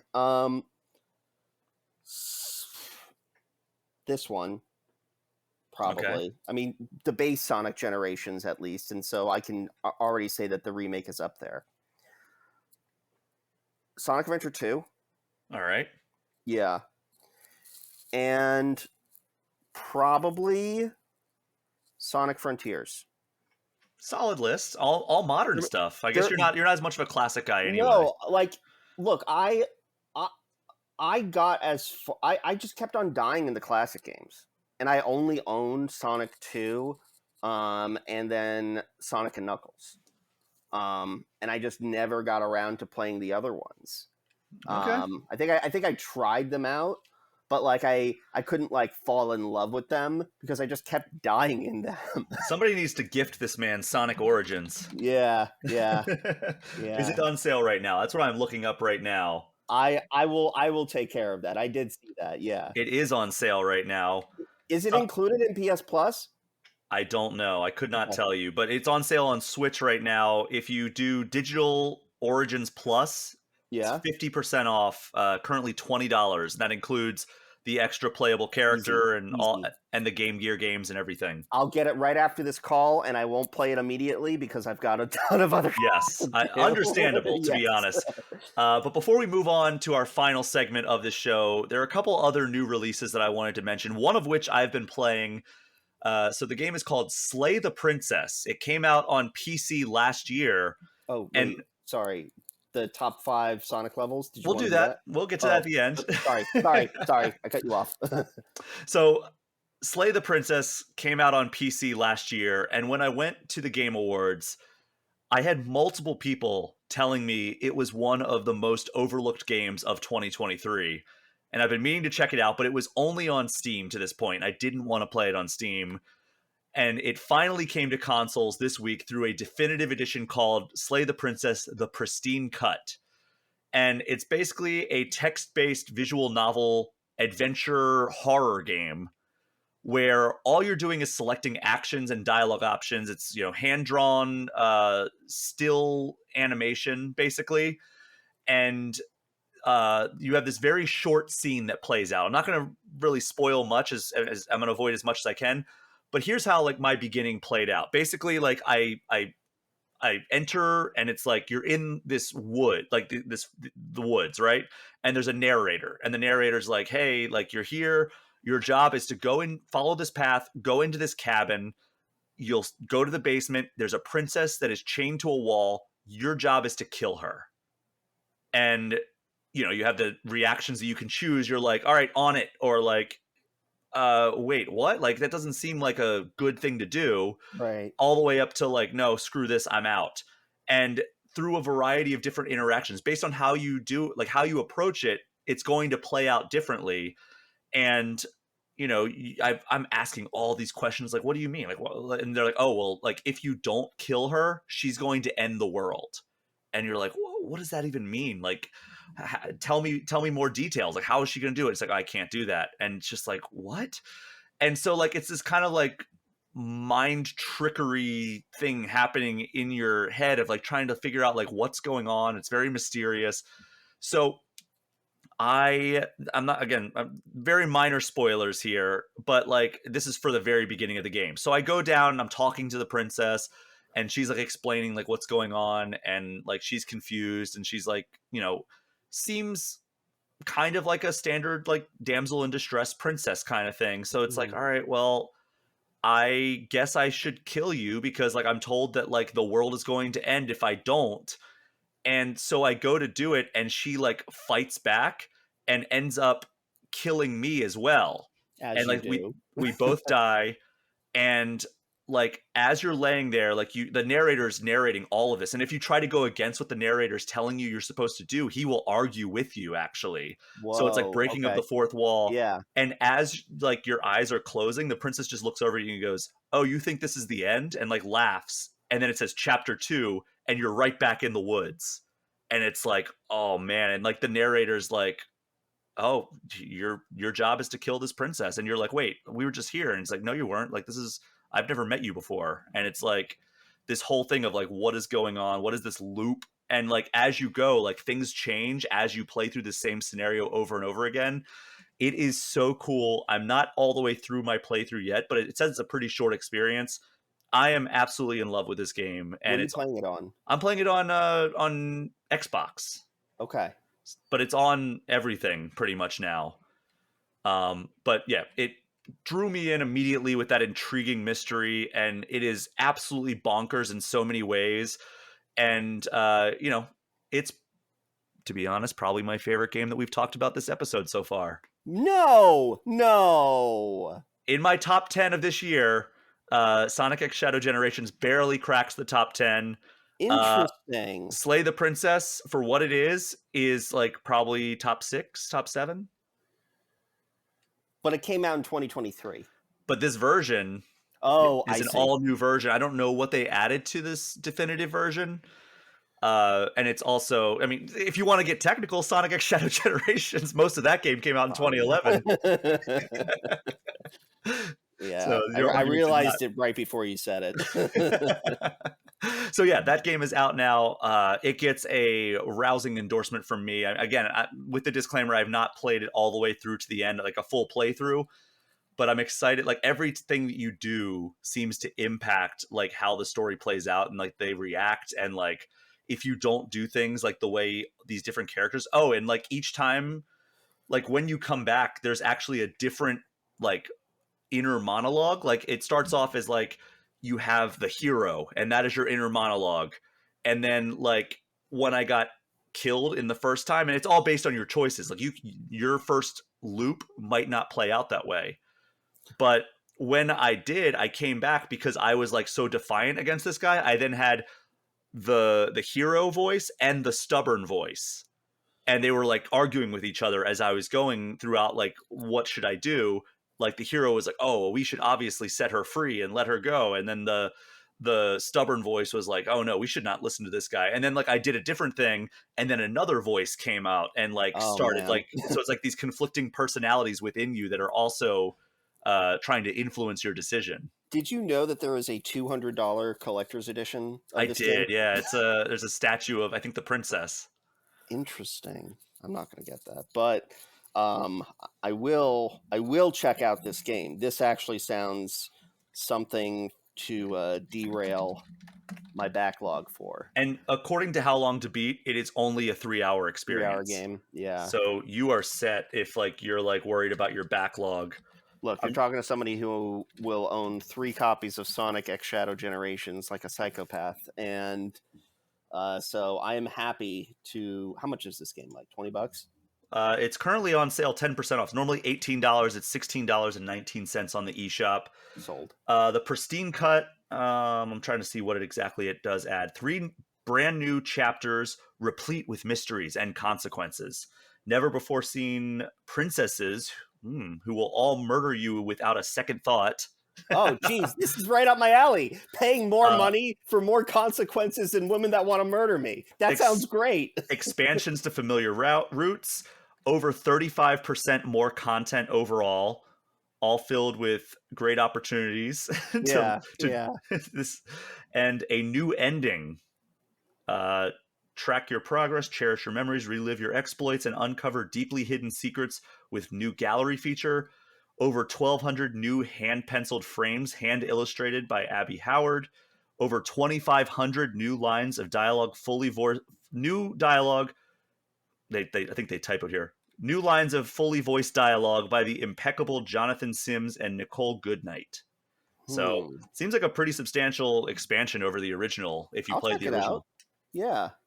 So yeah, less than $20 on the. It's like a bonus eShop gem because we're not doing an actual eShop gem of the week this week. But before we wrap up this main segment, I did want to talk about one game that I've not quite gotten my hands on yet, but I watched a couple of reviews of Teenage Mutant Ninja Turtles Mutants Unleashed. So this is a game that takes place between the movie that came out a couple of years ago and the announced second movie in that series. So we knew it was going to be kind of like an action platforming style of game. But what we didn't know is it has like kind of like Persona Light style social scenes. Wait, are you serious? Yes. So like have you seen the movie that came out a couple years ago? I didn't get a chance to see the movie, but like its art style was like right up my alley, and I've always had it like queued up on my Apple TV. You should watch Paramount it. It's very stuff. good. Yeah. It's very entertaining.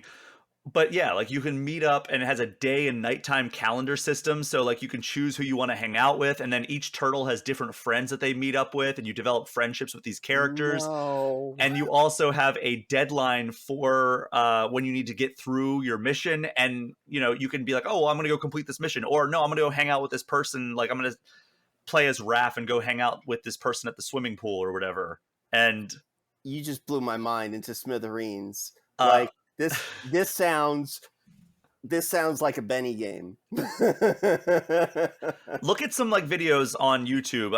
I just saw like the action parts. I didn't realize that they didn't advertise that at all. They didn't advertise the socials parts at all. It's not anything like even as in-depth as Persona. Like there's no like bonds or anything like that. But like there are these scenes where like you have these heartfelt moments of like character development. Okay. The unfortunate part is based on these reviews. I read the one on NintendoLife.com and I watched Retro Rebound on YouTube, his review of it and a couple of others that I found. It does sound like the plot kind of starts to drag in the latter half and the levels themselves are kind of repetitive and the combat sounds like it works pretty well. But it does sound like the game itself overstays its welcome by a little bit. Seeing, middling reviews, but it praises its ambition. It praises kind of like the base combat, but not a ton else. But, it sounds like it would land firmly between the other 2 TMNT games that came out this year, which is wild to say. Yeah. So we got Splintered Fate, which was pretty good. And then the absolutely terrible Wrath of the Mutants that also came out this year. But yeah, I'm glad I could inform you about this game. I would say watch the movie before you play this, since it is a continuation of that story. Right. Okay. Cool. But that is out this week as well. Ben, we're going to take one final break, and when we get back, we will be we'll be celebrating 2 milestone anniversaries, and then also getting a definitive ranking from each of us that is very much Sonic themed. We will be right back.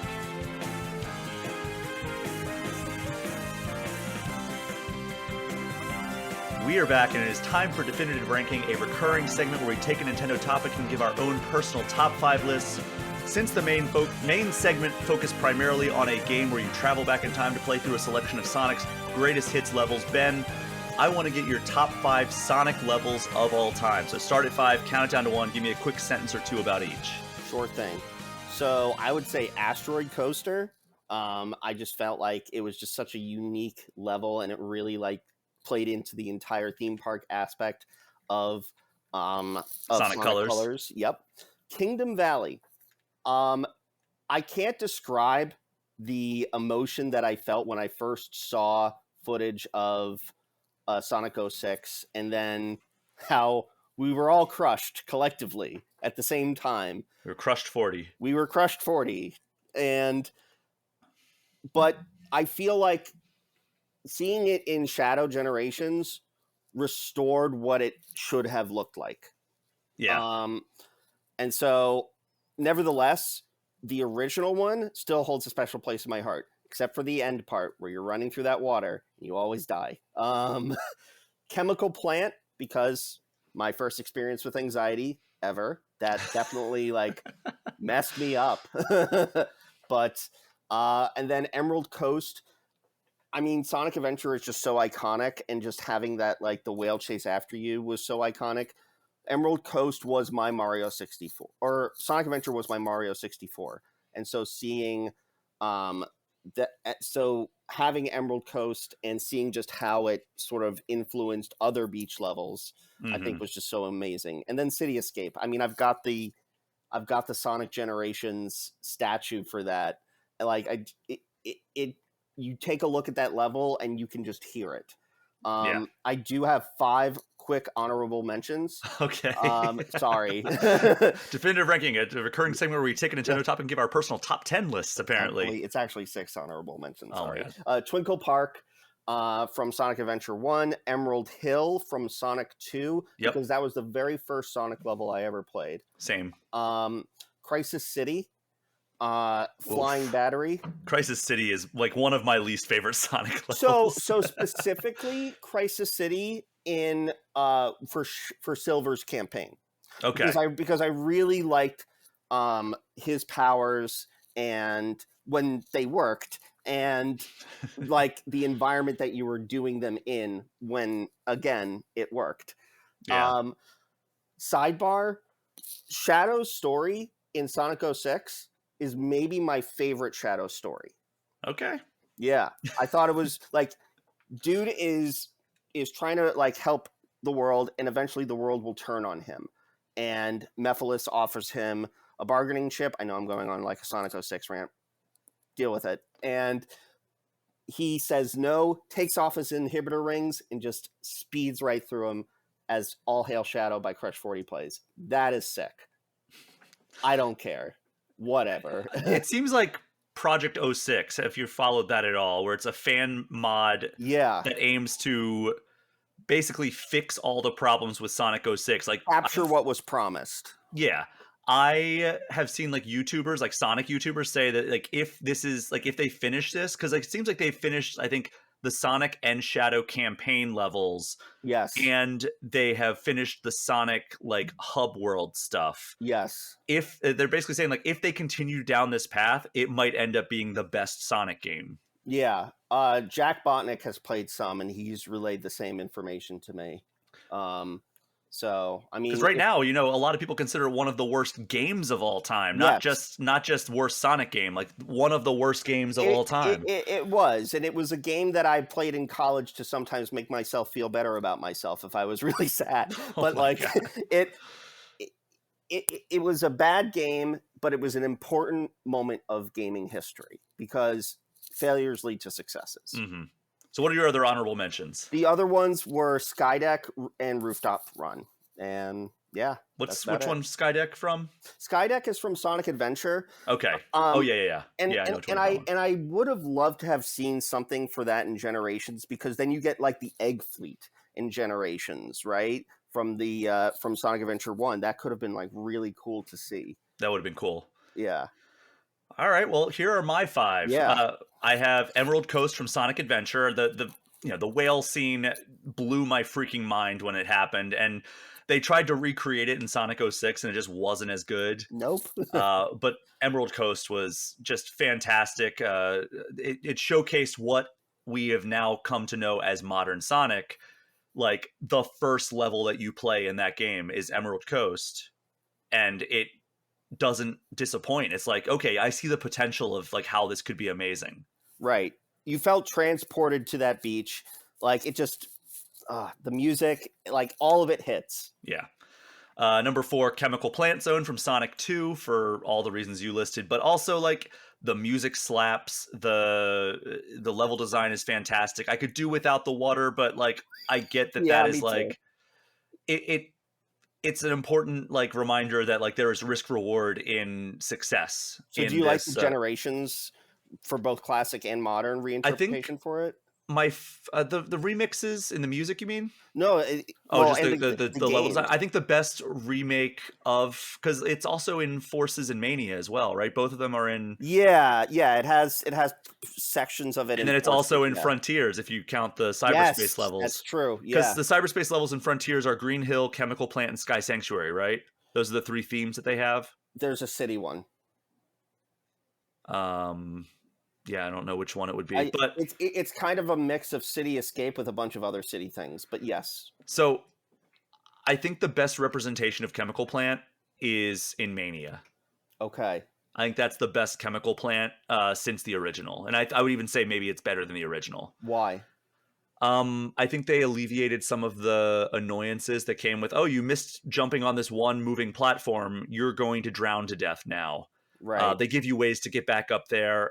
There's an incredible like boss battle that I don't want to spoil on here, even though it's a almost an 8-year-old game at this point. I know what you're talking about. Yes. Yeah, an unconventional boss battle that's I played it before like it was, or I played it shortly after it was announced. No, it was right around the time it was announced. I got to play that version of Chemical Plant, and when I saw that happen, I was like, what? Like, I was at Sonic Team's HQ here in the US. I can't believe they were allowed to do that. Well, it was for a the boss battle thing. Yeah, it was awesome. But yeah, Chemical Plant Zone from Sonic 2, Rooftop Run from Sonic Unleashed. It's incredibly well laid out. It's the daytime one. Yes, yeah, not the werehog. But like the part where the momentum is so perfect. Yes. It's even better in Generations. Yeah. But the way that like, you always have forward momentum. The Generations part is better because there's that one curve, and if you miss that curve, you go flying off to your death a lot of the time in Unleashed. Whereas if you miss the curve, and there is a rail that you can grind on if you miss the curve in Unleashed, but it by default puts you on the rail if you miss the curve in Generations. And then also they made it so that if you fall, it's not instant death in Generations. Instead, you go down to a punish route, which makes it so much more palatable. And then there's that one scene where you go like up on the rail and then you come down. It's like a spiral as you see the city like getting closer. Yep. That is just one of the greatest scenes in any Sonic game. I remember when like that stuff was kind of leaked.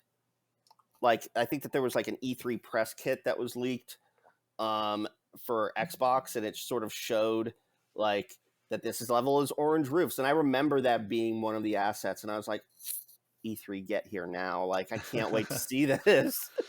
Yeah. So, I mean, technically, I would say the Sonic Generations version of Rooftop Run, but if we're just going with the OGs, because, I could also say the Sonic Mania version of Chemical Plant, but I'm going to go with the OGs here. I'm going to say Sonic Unleashed Rooftop Run for number 3.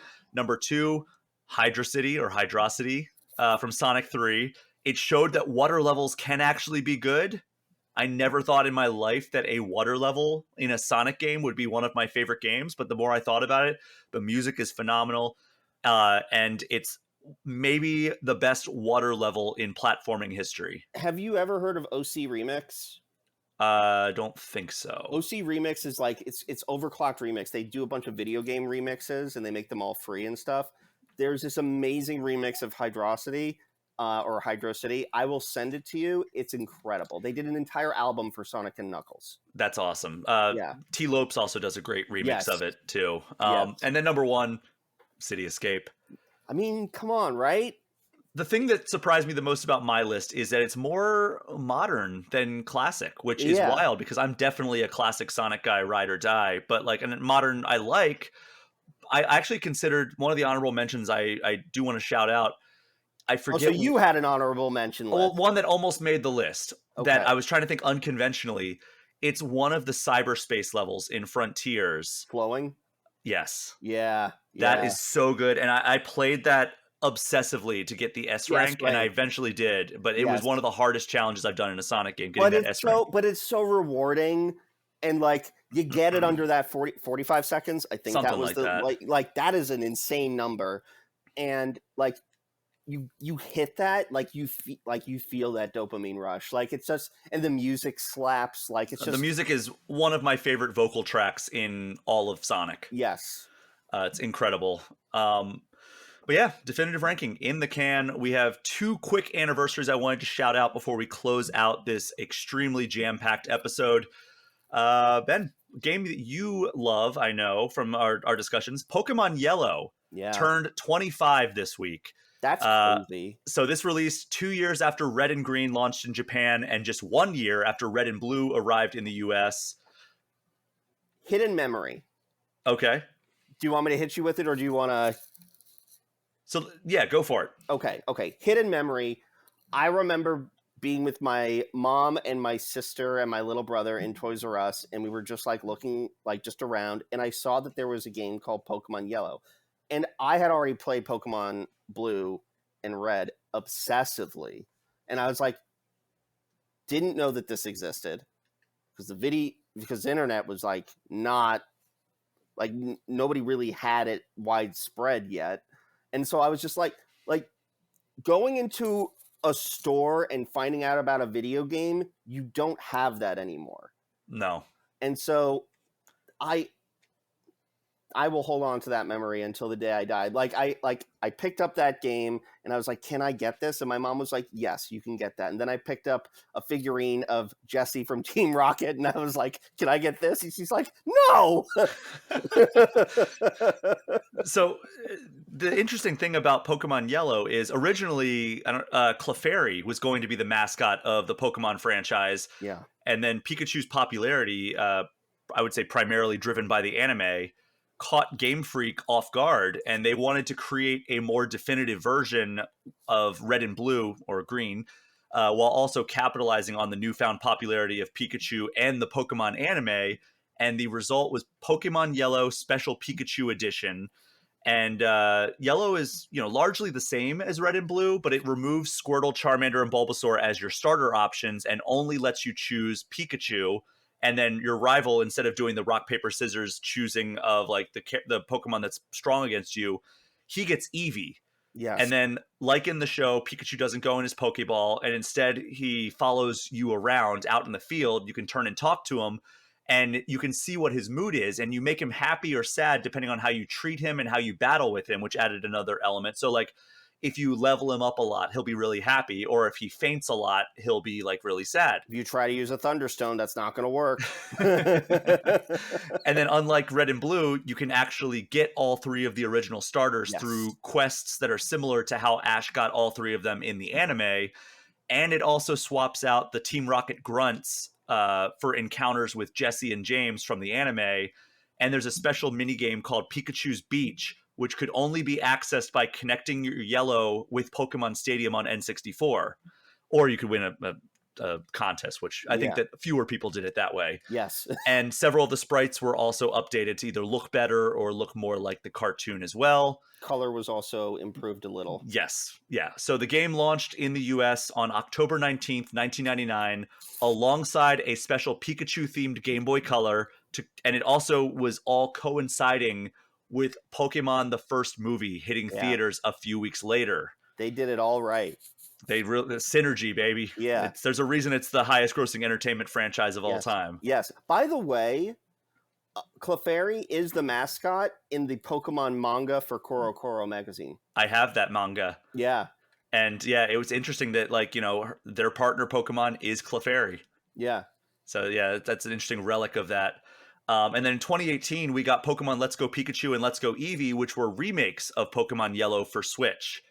Any other memories of Pokemon Yellow before we move on to the final little thing we're going to talk about here? Nothing major. I mean, it was just like, I remember that there were different ways for Gary's or Blues or whatever, the rivals, Eevee to evolve. Like if you battle him at like one location, it evolves into Flareon, if different, Vaporeon, etc., etc.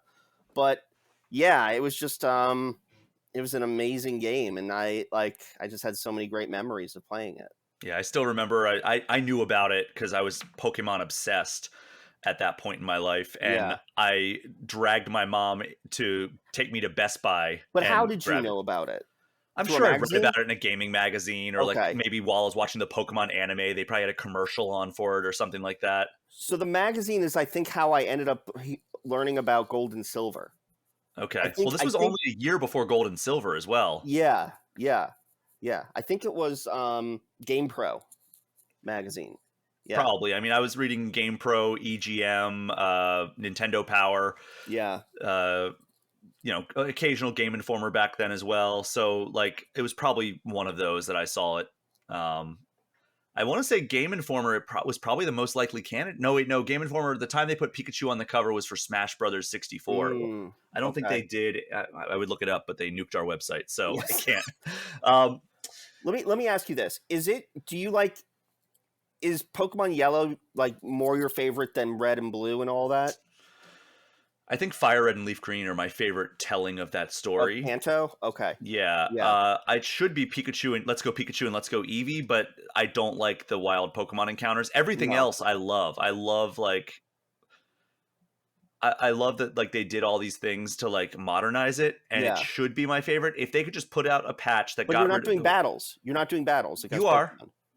Not against wild Pokemon. Not against wild Pokemon. Trainer Pokemon are the same. Yes, but I like that we're doing wild battles in the original games. I agree. I didn't like the lack of wild battles in Let's Go. That's my biggest problem with that game. But everything else I adore. Yeah. But Ben, how fitting that we end this episode on a Sonic note. Sonic and Knuckles turned 30 years old this week. This was originally advertised as the follow-up to Sonic 3, which had hit earlier in 1994, but in actuality, it was the second half of the game. So this is pretty well known, but Sega had struck a marketing deal with McDonald's for its Happy Meal toys, and it needed to get a game out in the early parts of 1994 to meet like this contract they had signed. But Sonic 3 was planned to be this massive and ambitious game. It wasn't finished yet. And on top of that, the ROM cartridges for the Genesis weren't big enough at the time to house the entire game that they planned. So the solution they came up was to split it in a place where it made sense and it feels natural. So after you defeat Dr. Robotnik at Launch Base Zone, it's billed as the end of Sonic 3, but in actuality, it's just the midway point of the story. So Sonic 3 lets you play as Sonic and Tails, but Sonic and Knuckles got rid of the Tails option in favor of Sonic or Knuckles.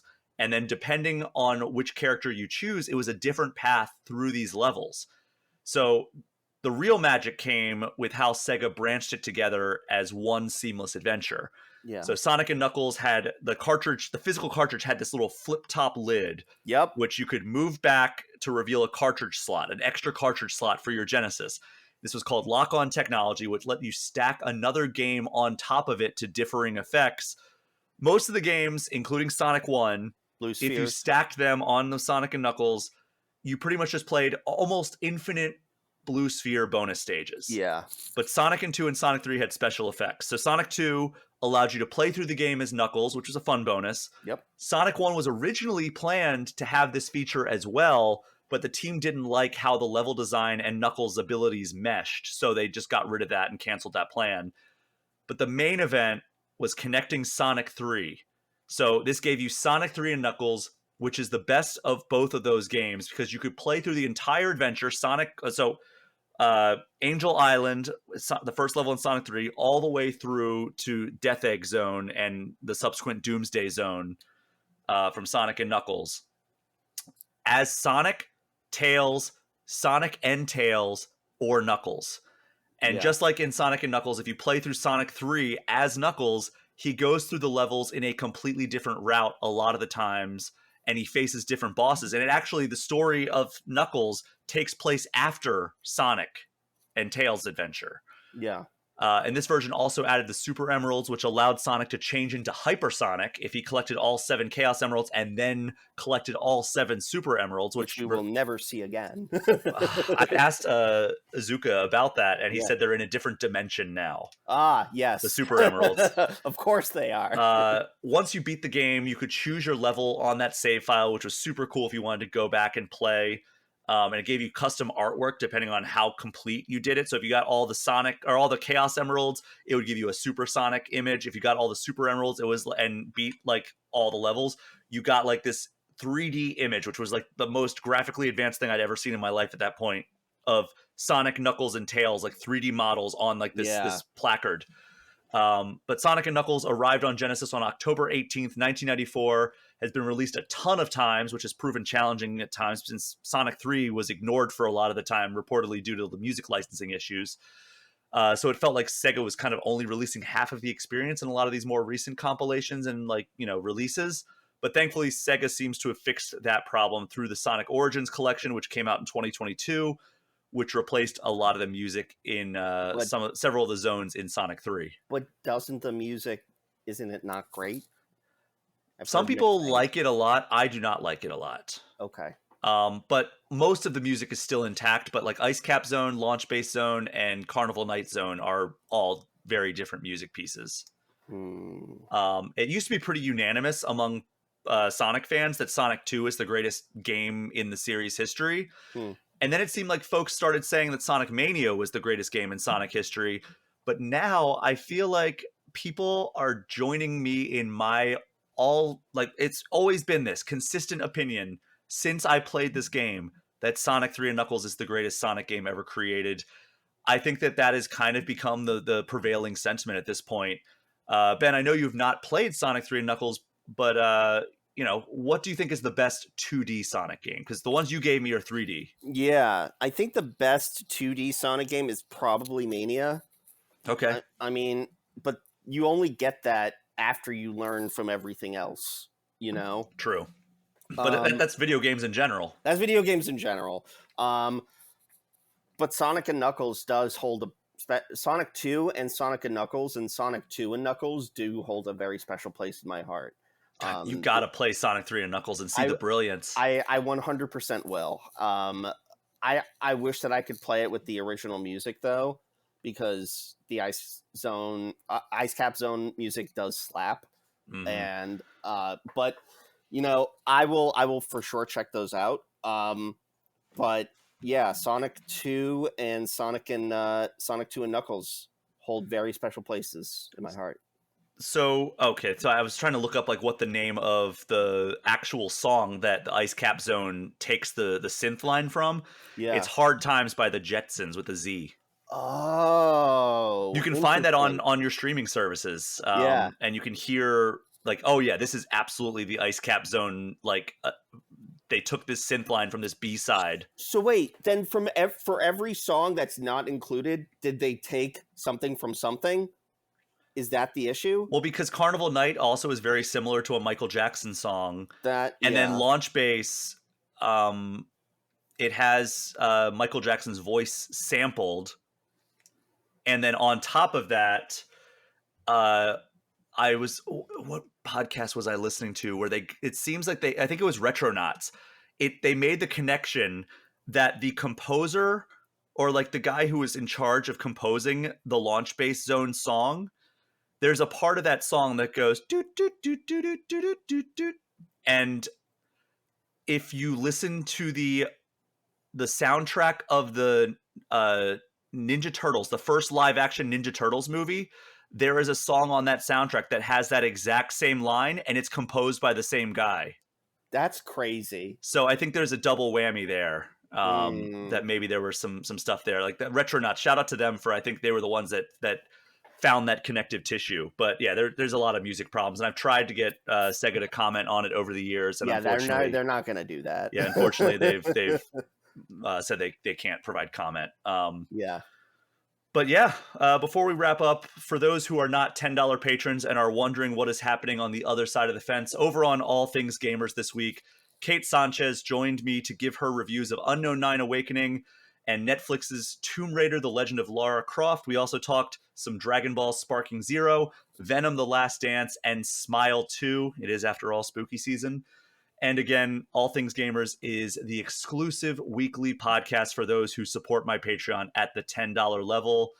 But that wraps up this episode of All Things Nintendo. Ben, thank you so much for joining me for this and, gushing over all of our love for Sonic. Oh, don't say gushing over Sonic. That's not great. Thank you so much, everyone, for listening. As you know, the Patreon and the associated Discord server are the best ways to get any questions or comments in, but you can also get in touch with me at brian@allthingsnintendo.com or hit me up on social media at Brian P. Shea. Coincidentally, at Brian P. Shea is also my YouTube channel, and if you would subscribe to it, it would mean a lot. Ben, where can people find you online? Never on your podcast again after what I just said, but you can find me. You can find me on Twitter or X or whatever it's called at Dr. Ben MD. Usually just roam around on there. You can also, I guess, find me on Instagram, Ben Richlin MD, and podcasting with you. Yeah, it's a ton of fun. Thank you so much for having me. Can't thank you enough. This is I've been looking forward to this one in particular. Yeah, well, I've appreciated you joining me, but that is our show for this week. Thank you again to everyone for listening. Take care. We'll see you next time.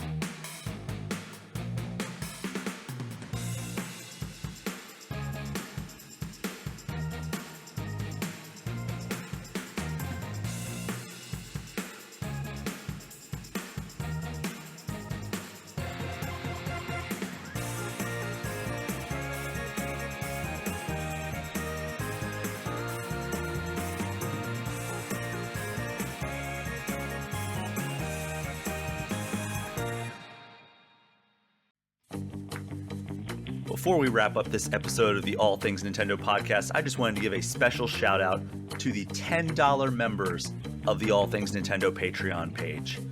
Aaron Smith, Abdullah, Adam Scott, Elena R., Alex Stadnick, Andy Junkins, Ben Richlin, Brooke Obscura, Chain Whippin, Chaps My Ass, Chris Callie, Colton Bredlau, Dan Norman, Dusty Beeman, Ian T. Clark, Jackal, Jacob Naheen, Jason Thompson, Jawar Hello, Jill Grote, Johnny Five, Jordan Sloat, Jose Villalobos, Joseph Jury, Joshua Duproy, Justin Childress, Cody Gibson, Creeper 207, Light Pole, Marshall Thompson, Megan S., Michael Anderson, Nintendo 101, Pat Roberts, Paul at Drunk on Mako, Pratable, Rob McCann, Bobby Mac 265, Roger Reichart, Russell Sayer, Scott Matthews, Sir Phobos, Smithy Poo, Tux DC, Wham Bam Sam the Gaming Man, Zach Marcus, Zachary Pliggy, and Zek 3 Sword Sama. Truly, thank you so much for your support of this podcast. It means so much to me, and I could not do this without you.